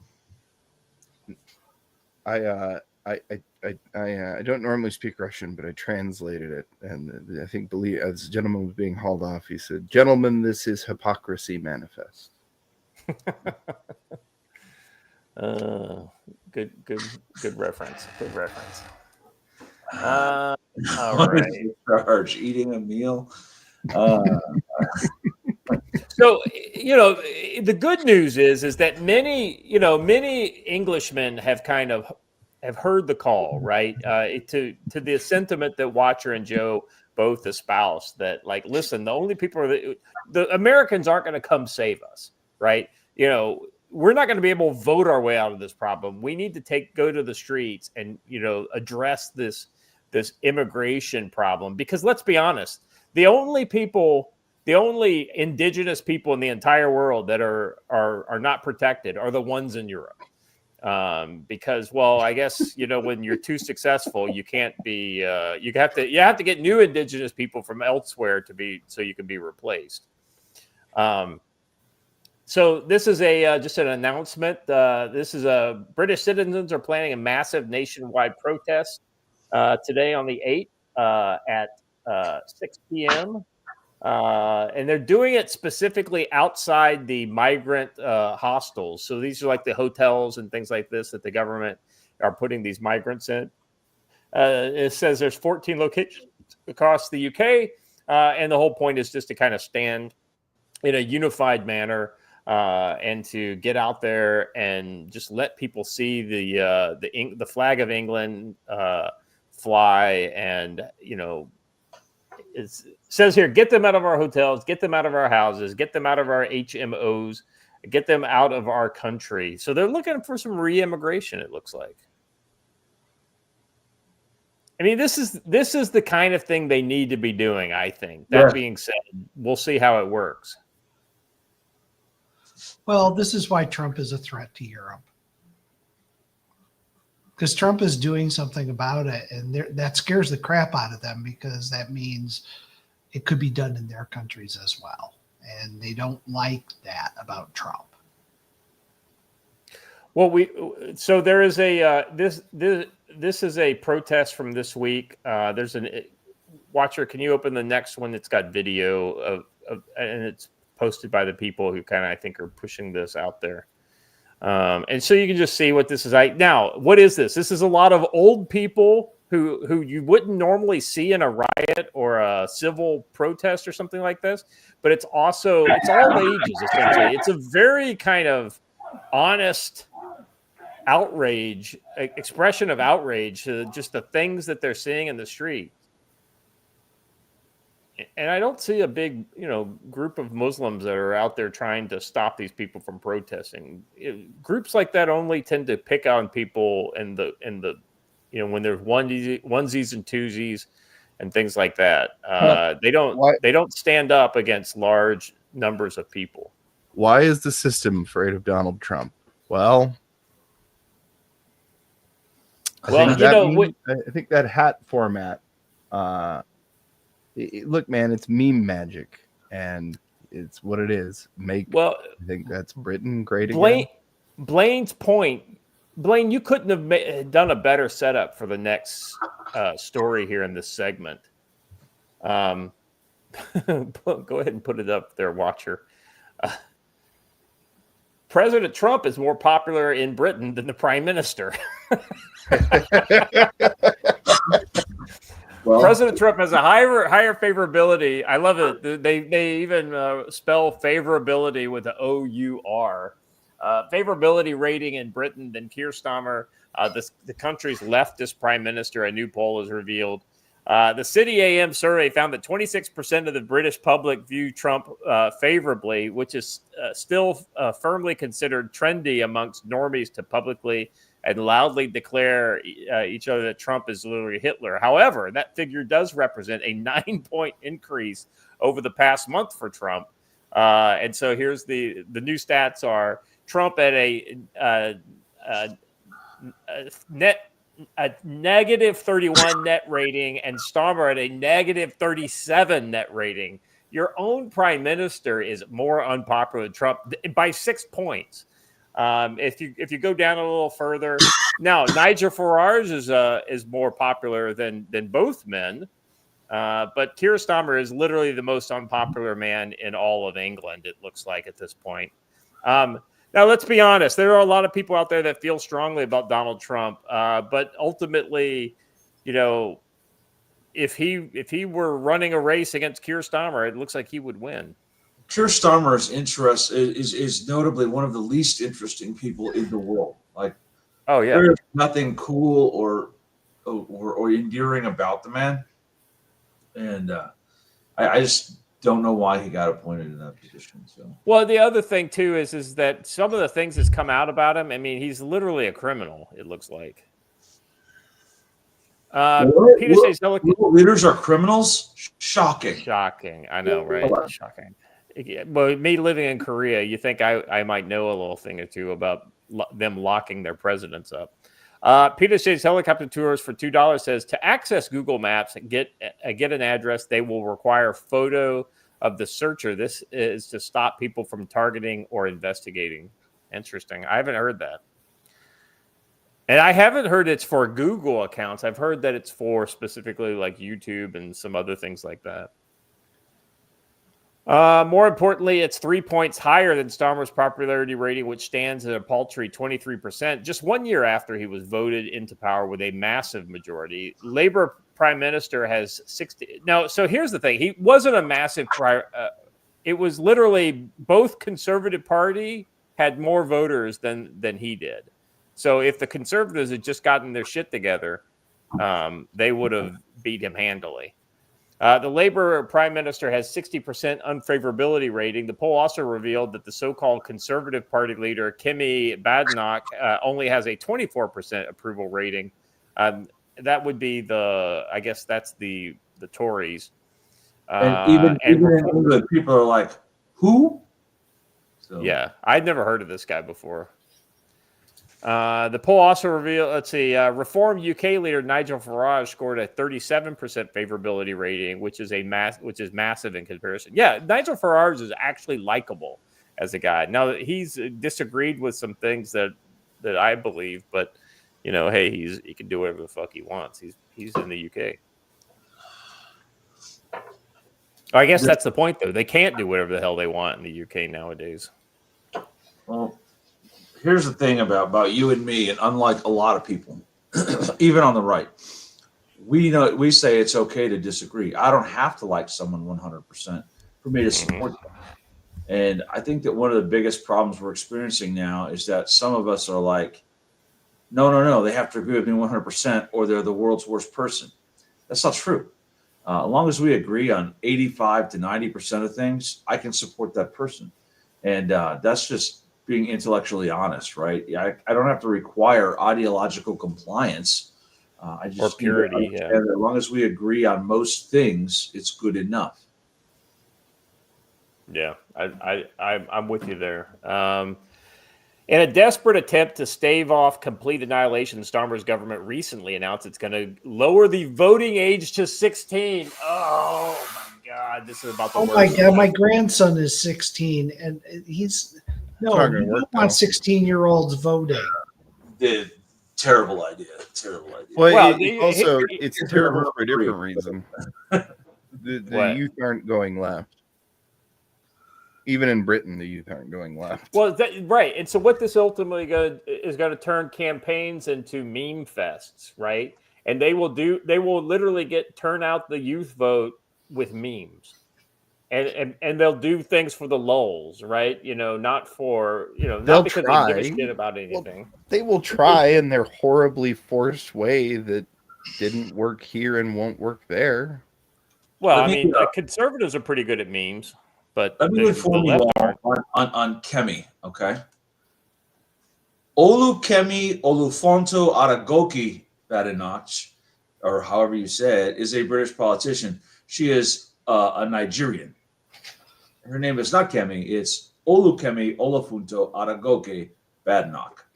So that could be why no one's ever heard of this person. Yeah. Free ice cream and a fidget spinner with your kitty ballot, Derna says, for $5. Thank you very much, brother. You're not wrong. But let's be honest, the left literally has no idea how to meme. So they've got no chance. Conservative, but she's the shadow secretary of state for leveling up, housing, and communities. That sounds like DEI to me. I'm sorry. Let's see. Reform may. So anyway, looks like UK's fucked because even Nigel Farage is not conservative. Is not significantly conservative, if you ask me. They brought this on themselves. Mm-hmm. They need to deal with it. This isn't our problem. I think they got to worry a little bit later in Trump's administration after he fixes a lot of stuff here in the United States that he's going to stir up trouble over there and go, why aren't you people throwing off these shackles and rising up against your government? I think they got to worry about stuff like that because that could be coming. Trump always reminds me of the mule from Foundation. He's the element that isn't controllable. Yeah. Well, speaking of not being able to be controllable, it looks like India just capitulated on the deal with the oil and the Russians. So, go figure. We call that winning. I'll be honest with you guys. The deals that he's making, so for instance, this is one. This was on the list of things to talk about today. But I didn't put it on the list, but I'll mention it here because we're talking about just the head scratching. I like a lot of things Trump does, but there's a lot of shit that he does that I don't like, right? And I know, Joe, you feel the same way. Actually, you're probably stronger that way than I am. But I'll be honest with you. I'm scratching my head at some of the fucking wins that he's gotten here recently, especially with some of the economic and the international relations stuff.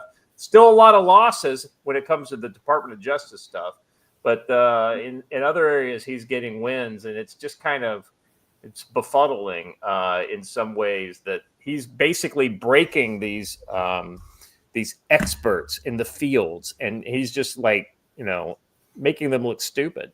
So it reminds me of some old school show lore, like when you had the guy on the one dude who had a lot of great knowledge, but he said Donald Trump can't just negotiate. He's not a professional. And this just bears out my objection to that statement, right? You have to watch the show for a long time to remember that episode. But this guy remember that. I had forgotten about that. That Donald Trump's not allowed to have success because he's not a professional diplomat. And he is just kind of proving that all false. And I will remind everyone, as I always do every chance I get, that Narendra Modi required a waiver because he's actually barred from entry to the United States because he led a nationalist group that was considered a terrorist group. So, yeah, I don't remember hearing that guy come back again after that.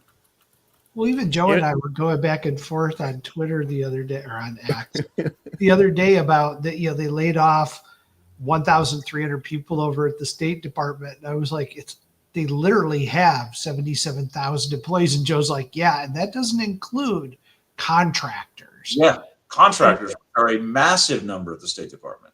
and so, everybody the local media here outside DC was covering it as this is a huge disaster. This is going to lead to international chaos. It's going to, all of our global initiatives are going to die.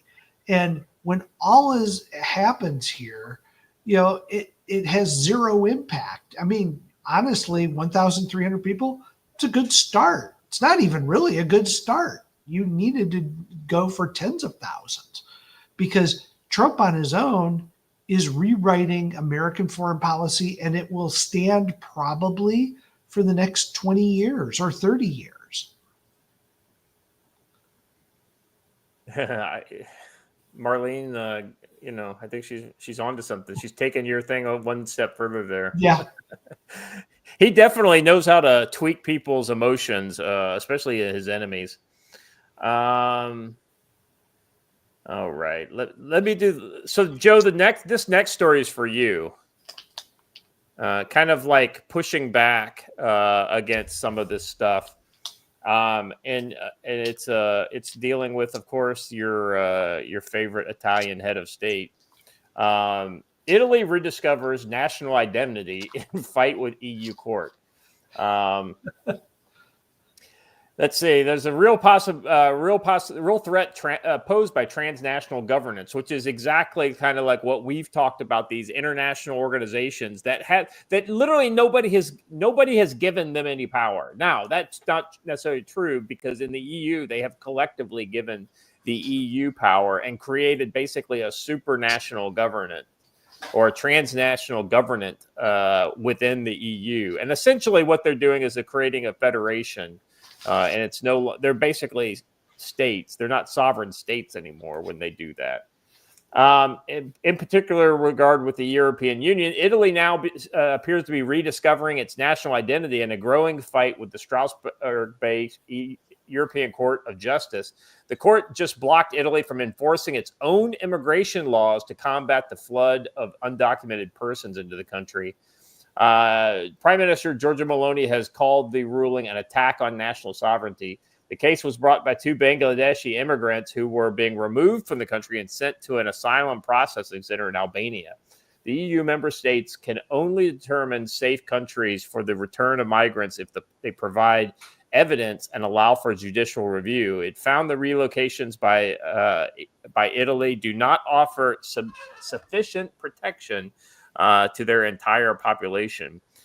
Former International Criminal Court magistrate Kuno Tarfusser, what a name, observed that under the decision, the undocumented persons would merely have to be declared themselves as being LGBT or a persecuted religious minority, and their removal would be easily blocked.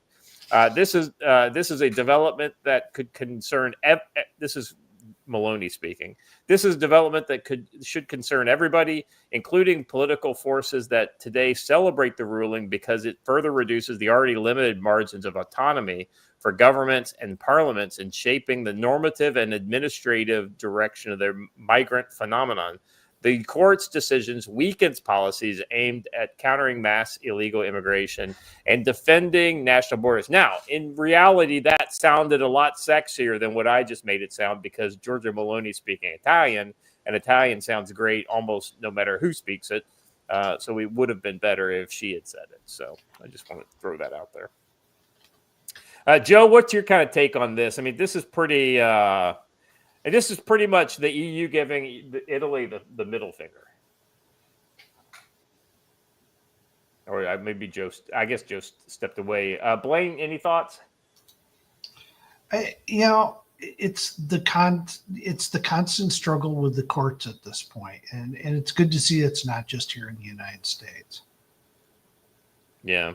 Well, the other thing, too, is that this is what the EU is what happens when people actually believe that their country should listen to what the international community says, right? Like this whole kind of like lack of national sovereignty. I mean, I'm disappointed that for all her rhetoric, Meloni has not removed them from the EU. Yeah, well, I think she's over a barrel economically is the problem, because Italy, Italy has just enough economy to be dangerous, but not enough to be like independent. They've got a lot of manufacturing horsepower in Italy, but they're just so dependent on this kind of incestuous EU system now. Yeah.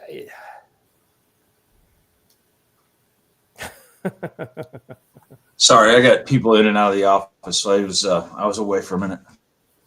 Joe, you missed it. I said when I did the Giorgia Meloni quote, I said she would have sounded better if she said it, because she said it in Italian, and pretty much anybody sounds better in Italian. It would have been 1,000 times better. Yeah, but when she gets fired up in Italian, there's nothing better. Oh than yeah, that. It's pretty hot. It's actually pretty hot. Like, yeah, I'll give it to her. Let's see. This includes threat. So let's see. The author here has long been a critic of the EU expanding efforts to protect its power, not just across Europe but outside of Europe. That includes threatening America. So this kind of gets back to the point of the previous story, threatening American companies that must comply with EU censorship laws or face confiscatory fines. Articles 34 and 35 of the infamous Digital Services Act require all sites to identify, assess, and mitigate systemic risks posed by content, including any threats to civil discourse, electoral processes, or public health. It's up to the EU to define and judge such categories in terms of compliance. The act bars the speech that's viewed as disinformation or incitement. So this is literally anything that happens on X, right? Because literally an opinion can become disinformation or a meme. So the term incitement is interesting. So what's incitement? I mean, like when you see a law and you think incitement to riot, that's one thing. But it just Joe, you're a big dummy. Yeah, that's incitement, right? Yeah. Or I don't like your opinion. That's incitement. It's a very, very dangerous slope to start headed down, because I can call literally anything incitement. As the left frequently points out, words are violence. They're inciting. So it's really, really dangerous thing. Well, the EU is flexing muscle. It really shouldn't. And you've got to think more carefully if I were them, because you're playing chicken with Elon Musk. And if I was Elon Musk, I would just one day go, fine, I'm shutting you guys off. You don't get access to Twitter in that country. Boom.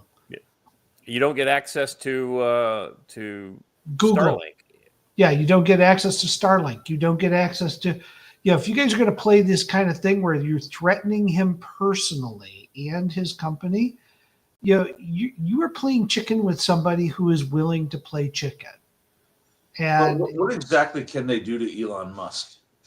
They're not going to come over to America and snatch him from his home. We're not going to allow that. Yeah. It's funny you guys mentioned Musk, because that's kind of the next bit here in the story. Some in this country have turned to the EU to force the censorship on their fellow citizens. After Elon Musk bought Twitter and dismantled most of the company's censorship program, many of the left went bonkers. That fury increased when Musk released the Twitter files, long confirming long denied coordination and support by the government in targeting and suppressing speech. In response, Hillary Clinton and other Democratic figures turned to Europe to call on them to use their Digital Services Act to force censorship against Americans. Clinton spoke to the World Forum and lashed out against the failure to control disinformation. The EU immediately responded by threatening Musk with penalties against not just his company, but himself. He would have to resume massive censorship or else face ruin. At the recent Berlin conference, World Forum heralded the slogan, "A new world order with European values." Fucking Sneak Heil. I know, right? That's exactly right. Of all places. Oh, yeah. I just feel the urge to goose step when I read something like that. I mean, it's a really slippery slope, and the angle is about like this. I'm waiting for him to come out with a T-shirt that says "Make showers great again."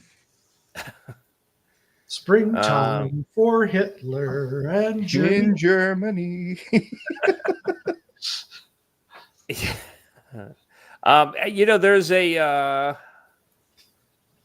There's an announcement that our friend of the channel here, Jim Satala, is bringing to my attention. I'm going to drop some stuff here in the private chat.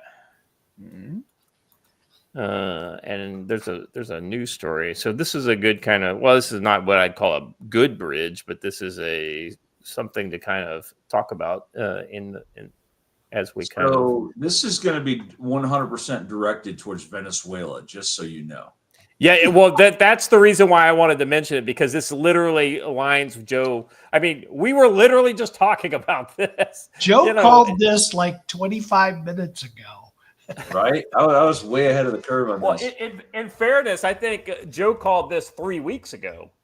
That's true. When we started talking this Cartel del Sols thing, yeah, we knew where it was going, right? We knew exactly where this was going. Let me just kind of read this. President Trump has signed a directive for the Pentagon to use their military against the cartels in Latin America, per New York Times. It needed to happen. Mexico and other countries in the region won't take out the trash, so now Trump will. The directives applies to cartels who were designated as terrorist organization, like the Venezuelan Cartel of the Sun. Let me open this New York Times article real quick. Let me, while you're doing that, let me say something. I know it's going to upset some of the cultists in the group, but remember when Donald Trump was getting elected and the promise was no new wars?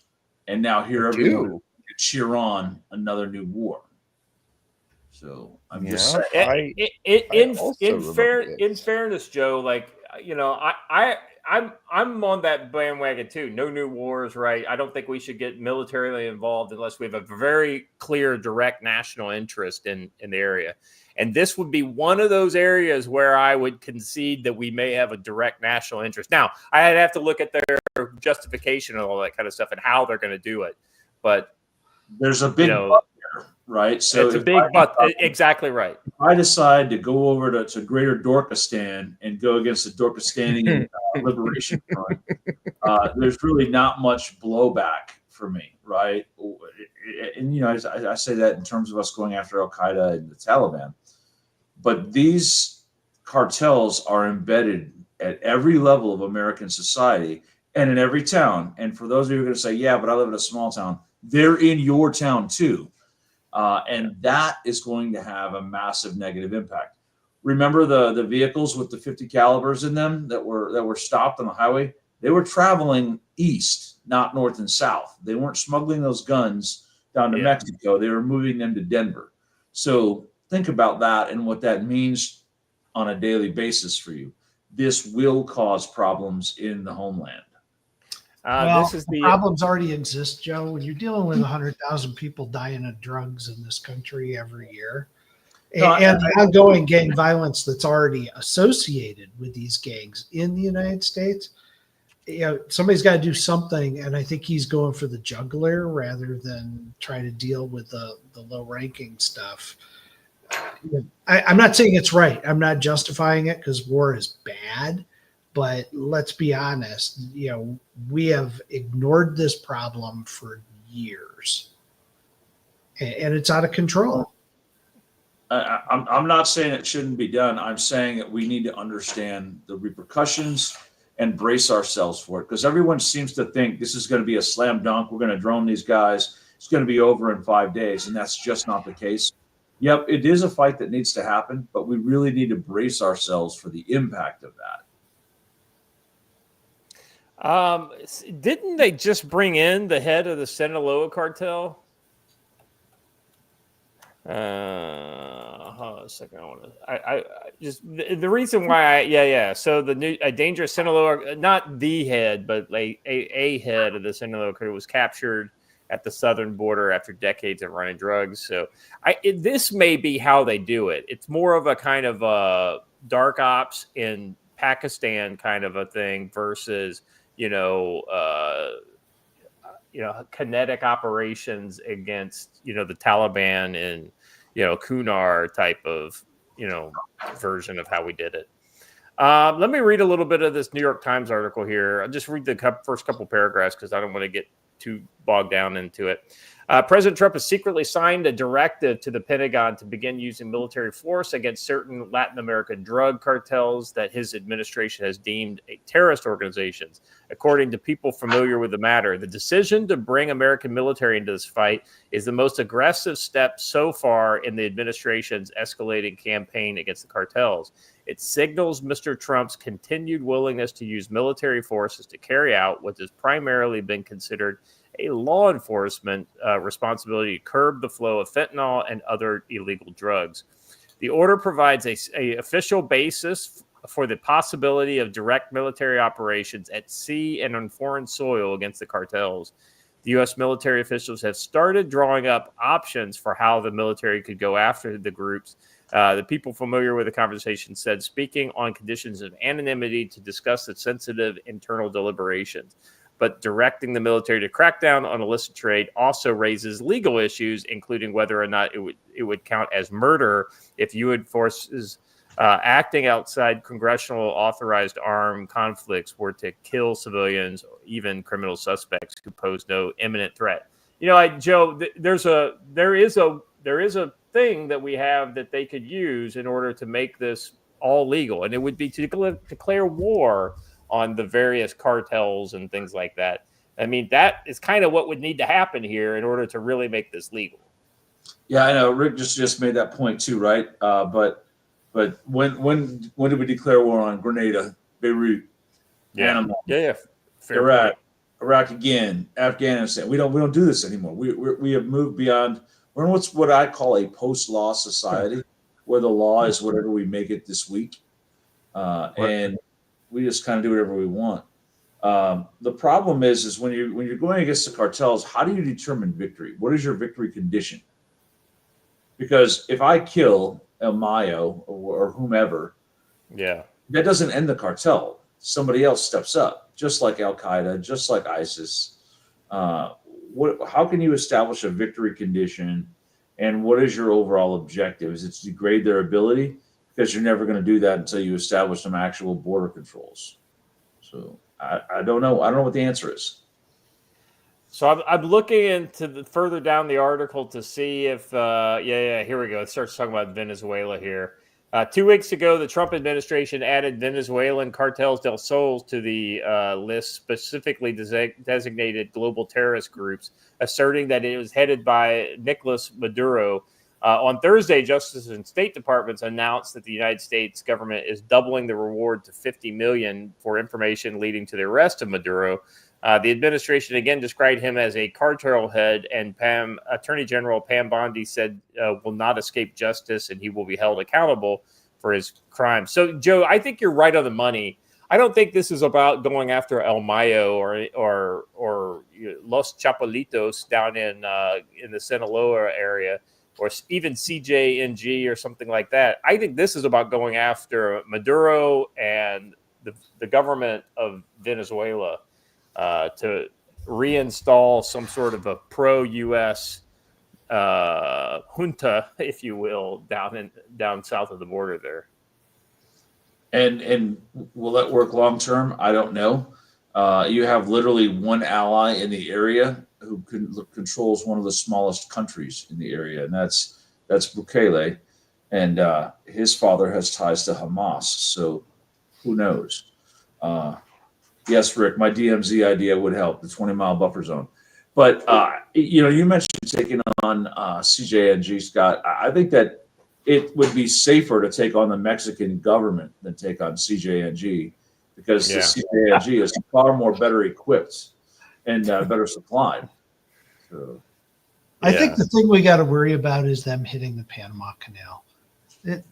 More than anything, that they would do something like that. And I don't think their Chinese overlords will allow that. But you're right. That's actually a good point, Joe. But the Chinese would stop them potentially.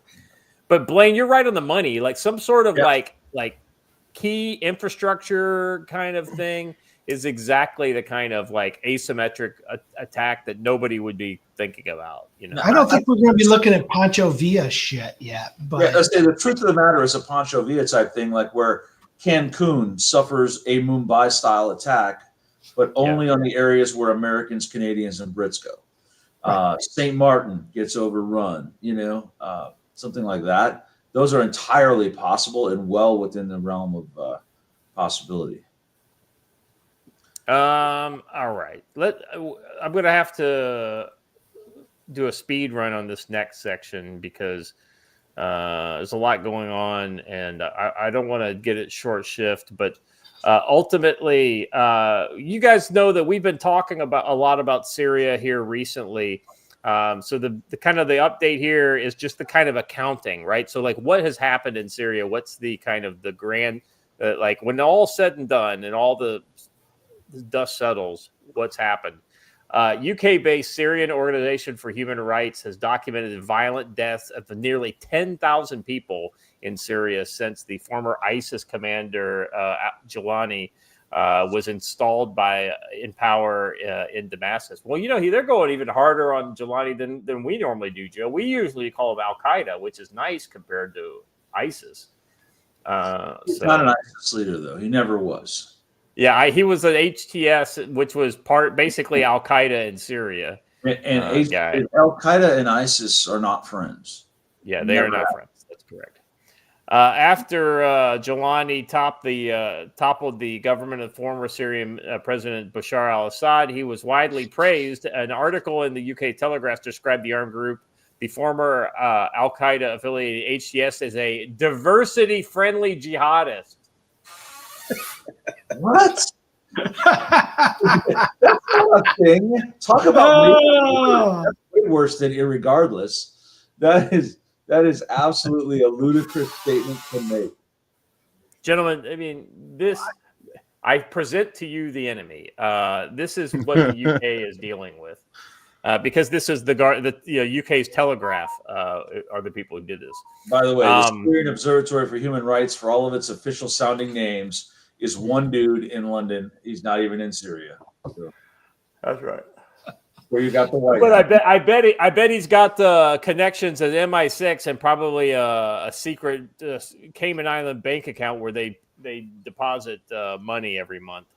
Well, think about this. What was the purpose of the white hat scam? It was to draw in Western money and Western troops. Money, exactly. Worked like a charm. Well, and it was an MI6 op. So, but it was all pro Hezbollah and mostly Hezbollah because it was mostly in Lebanon, wasn't it? Yeah. Since that time, HTS-led security forces have gone on a killing spree targeting Syria's minority groups. Let's see. Due to ongoing violence and violations by local and foreign actors, coupled with widespread security chaos, at least 9,889 people have been killed since 8 December 2024, the day Damascus fell. That was a hell of a birthday present for me, by the way. I just want to say. That was my birthday. 8th of December. Just saying. Nice. Let's see. 7,449 civilians were amongst the victims, including 300, including a bunch of children and a bunch of women. It also stressed that there's been no accountability for the killings. Well, no shit, there's no accountability because the fuckers that did it are the guys in charge. Yeah, and they'll claim that, oh, no, it was rogue elements. Yeah, but they were driving government cars with government weapons, right? So, and basically we've seen them go after Alawites, Christians, Druze, and anyone else and anyone else who hasn't really pretty done much anyone north of Djibouti they took out. Well, the irony is that once Israel finally stepped in, it looks like they're kind of backing off of the Druze now. The Druze are going to end up as a protectorate. Sueda is going to end up as a protectorate of Israel. Oh yeah, 100%. It's going to basically be like the new version of the Golan Heights, except for not so high. Durna, that's terrible. I'm not even going to say it. Gross. You guys take that shit too far, man. All right, moving on. Moving on to a much more hospitable and friendly area. Sudan. The Sudanese military destroyed a UAE supply plane carrying Colombian mercenaries. Go figure that one out. Like, that's the mental math going in front of my head. Yeah. I Right want to there. know who paid for that flight. Where did it originate? How did it make it through the UAE and all of that? So, Well, the UAE has had a pipeline of Colombian mercenaries ever since the Yemen war back in the late 2010s. Because I remember there was literally like an entire brigade of Colombian soldiers fighting in Yemen in the uniform of the UAE government. And the only UAE guys in there were like some of the officers, and even from what I understand, they didn't do much. Sudanese Air Force is seeing Colombian company size and battalion size formations in Ukraine. Yeah. So interesting. Yep. There are large numbers. This if you're curious who the mercenaries for 10 years from now will be, Russian and Ukrainian is who they'll be. They'll be Russian because these are guys who are literally have spent years on the front lines and they have no other marketable skills, and they find out that they can get $50,000 a year working in Africa or some other godforsaken place, killing people with their drone skills. And hey, Bob's your uncle. You know, do that instead of making $10,000 a year in a factory in freaking Lviv. Did you just imply that Africa is not a glorious place? I said godforsaken is Wakanda forever, bro. I thought that got called off. I thought they stopped making it. They started. No, there's no TV show now. I mean, fiction is a thing. That's true. Sudanese Air Force has destroyed a UAE aircraft carrying Colombian mercenaries as it was landing at an airport in Darfur controlled by the paramilitary Rapid Support Forces, Army-aligned state TV reported. The attack late on Wednesday killed at least 40 people, as the state broadcaster reported. Now, this is the state broadcaster who's reporting this out of, like, Khartoum, right? And so this happened in Darfur. So there may be a little misinformation, disinformation going on here, but you know, whatever. Well, it actually makes sense to me if you ask me. The airport was recently come under some repeated airstrikes by the Sudanese army, which has been at war with the RSF since April 2023. A military support source speaking to AFP news agency on the condition of anonymity said that the Emirati plane was bombed and completely destroyed at Darfur's Nala airport. So it was on the ground, it sounds like. So there may not have been like a full, platoon of Colombian mercs in there. Let's see, denouncing that what he considered false allegations that the Sudanese army destroyed the plane. Colombia's president, Gustavo Petro, said that the government was trying to find out how many Colombians died in the attack. We will see if we can bring the bodies back, he wrote on X.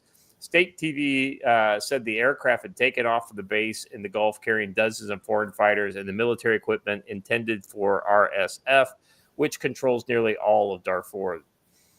The army led. So anyway, Joe, what do you think? I mean, does this smell right to you? It smells like there's a larger force at play. Someone is funding this. The RSF doesn't really have the money to do this on their own. So, who made the suggestion that they use Colombian mercenaries? Who paid for the flight? And I imagine the answer there is somewhere in the UAE or the UAE's supporters. The UAE has an almost unlimited supply of money, right? So this goes more to it being involved in a much larger conspiracy because we keep seeing the same Colombians appearing all over the world. So something is foul, yeah. If you go to the next one, the next one watcher, or I guess this would be the third link here. If you open that one, then you actually see some videos of Colombians in Sudan. Oh, and I think they're playing some some reggaeton. Colombian music, yes. Yeah. So they're doing their thing. So here's the thing: when you have a country that has a lot of war, eventually you end up having a lot of guys who know how to fight, and that becomes an export. Now, Colombia is trying to ban mercenaries. Good luck with that. Yeah, that's like banning drugs, right? Hey, I know. Let's make drugs illegal. That'll solve the problem. That'll solve the problem. Yeah, exactly right. So anyway, we've got some video here of Colombian mercs. Now, the next one here is basically the RSF getting smoked by some Sudanese army guys. And so this is intense, but I don't think there's anything overly like that we can't show in this one. Because it's like enough shaky video to where it's not easy to tell.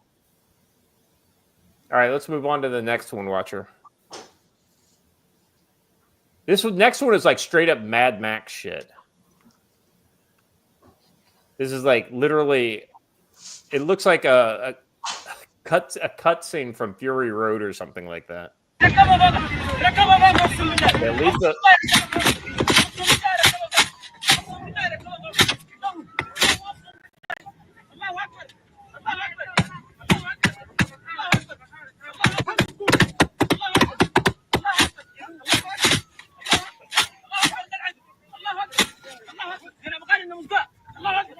I love how they got a siren on.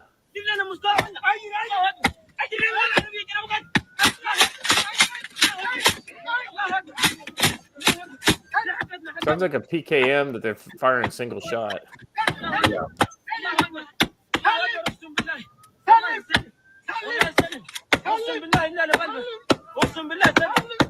Get a haircut, hippie.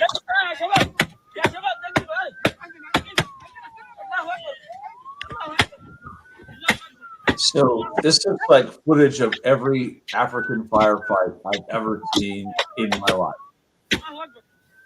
It looked like they were attacking Judd Clampett's Oldsmobile. I know. That's exactly right. A bunch of dudes boys are in real trouble. Unintelligible language while randomly firing guns in every direction. African those Duke boys are in real trouble this time. Some of the people in the some Billy Blogs, black jihadis are kind of the norm in Africa. I'm just going to throw that out there.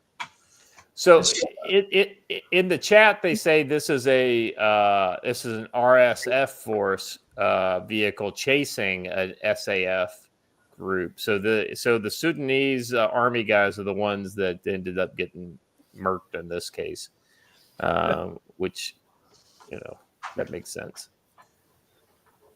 The fact that these guys have armored vehicles. Did you notice that, Joe? That they had the in glass port for that machine the firing port for the PKM. Yeah.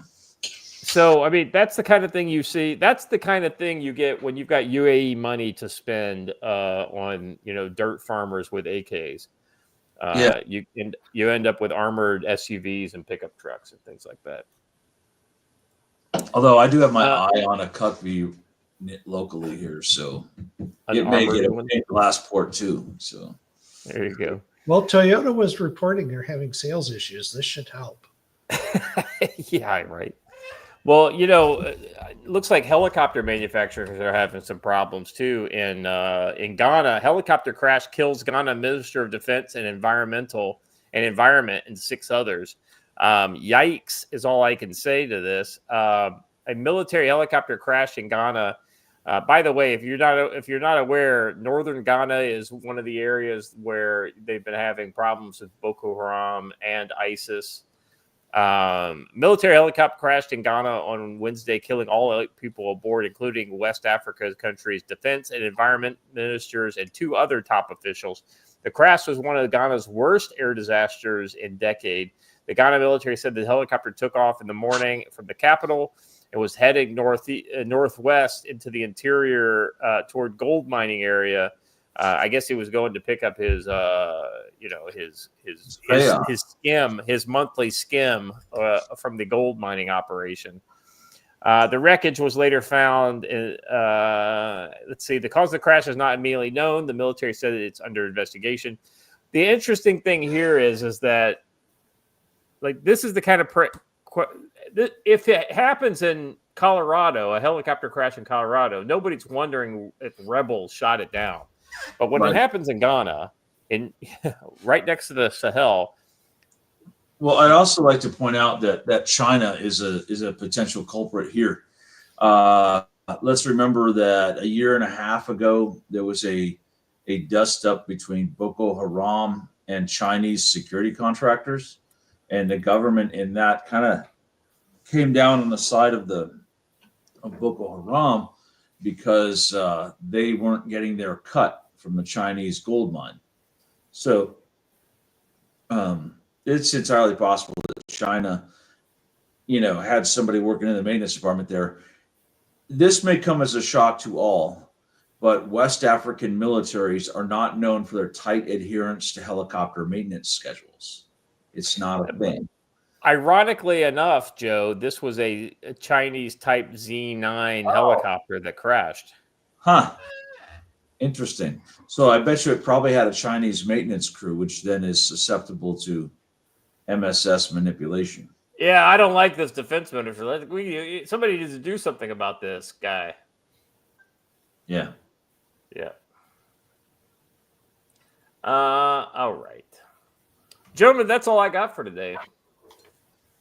Okay. Joe, look into the weekend.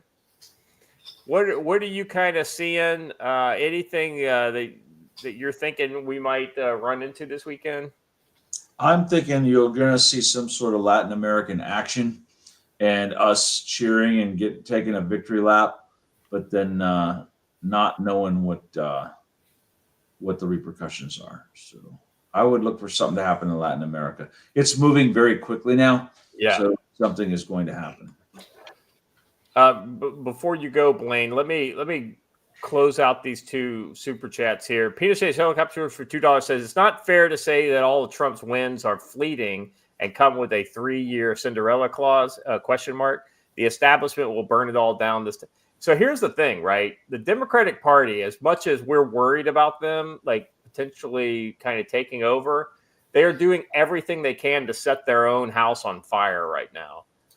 And I don't know how, without a good showing in the midterms here in a year, how they ever have a chance of defeating whatever comes out of the Trump White House. And it looks like JD Vance right now. So I don't know that I am not kind of assuming that the Democrats are going to win. I'm open to the Republicans continuing after Trump. The next one is Phil Coggins for $10 said, food for thought before you go. What weapon killed more people in World War II? A samurai sword or an atomic bomb? 80 years since we've dropped the atomic bomb and people don't know why. Yeah, I mean, the Japanese military machine killed way more people than the bombs dropped on Nagasaki and Hiroshima. Yeah, and if you look at what they did in China alone, I mean, forget about it, man. Yeah. Blaine, what do you think? Looking at the weekend, looking at where the world's going, what do you see in your crystal ball? I don't know. I think there could be some motion. I don't know if it's going to happen with Russia between Putin and Trump. Are they going to sit down at a table as adults and talk through this? Or is this just a stalling action on the part of the Russians? I don't know. Hard to say. That may happen. It may not happen. I don't think Zelensky actually wants peace at this point anyway, because the Europeans keep shoring him up. So we'll see where that goes. Other than that, I'm still waiting for Epstein stuff like everybody else. We'll see where that goes.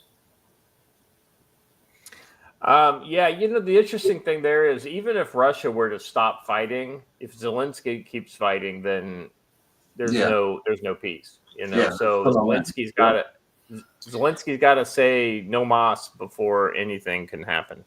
Well, I think Trump's trying to put Zelensky in a position where he's the bad guy, which I think he's been all along. I think it's going to be a move where he goes, look, the Russians have stopped shooting, but the Ukrainians keep going. It's always this way. And the media is still heavily slanted towards pro-Ukrainian crap. I heard it on the news this morning.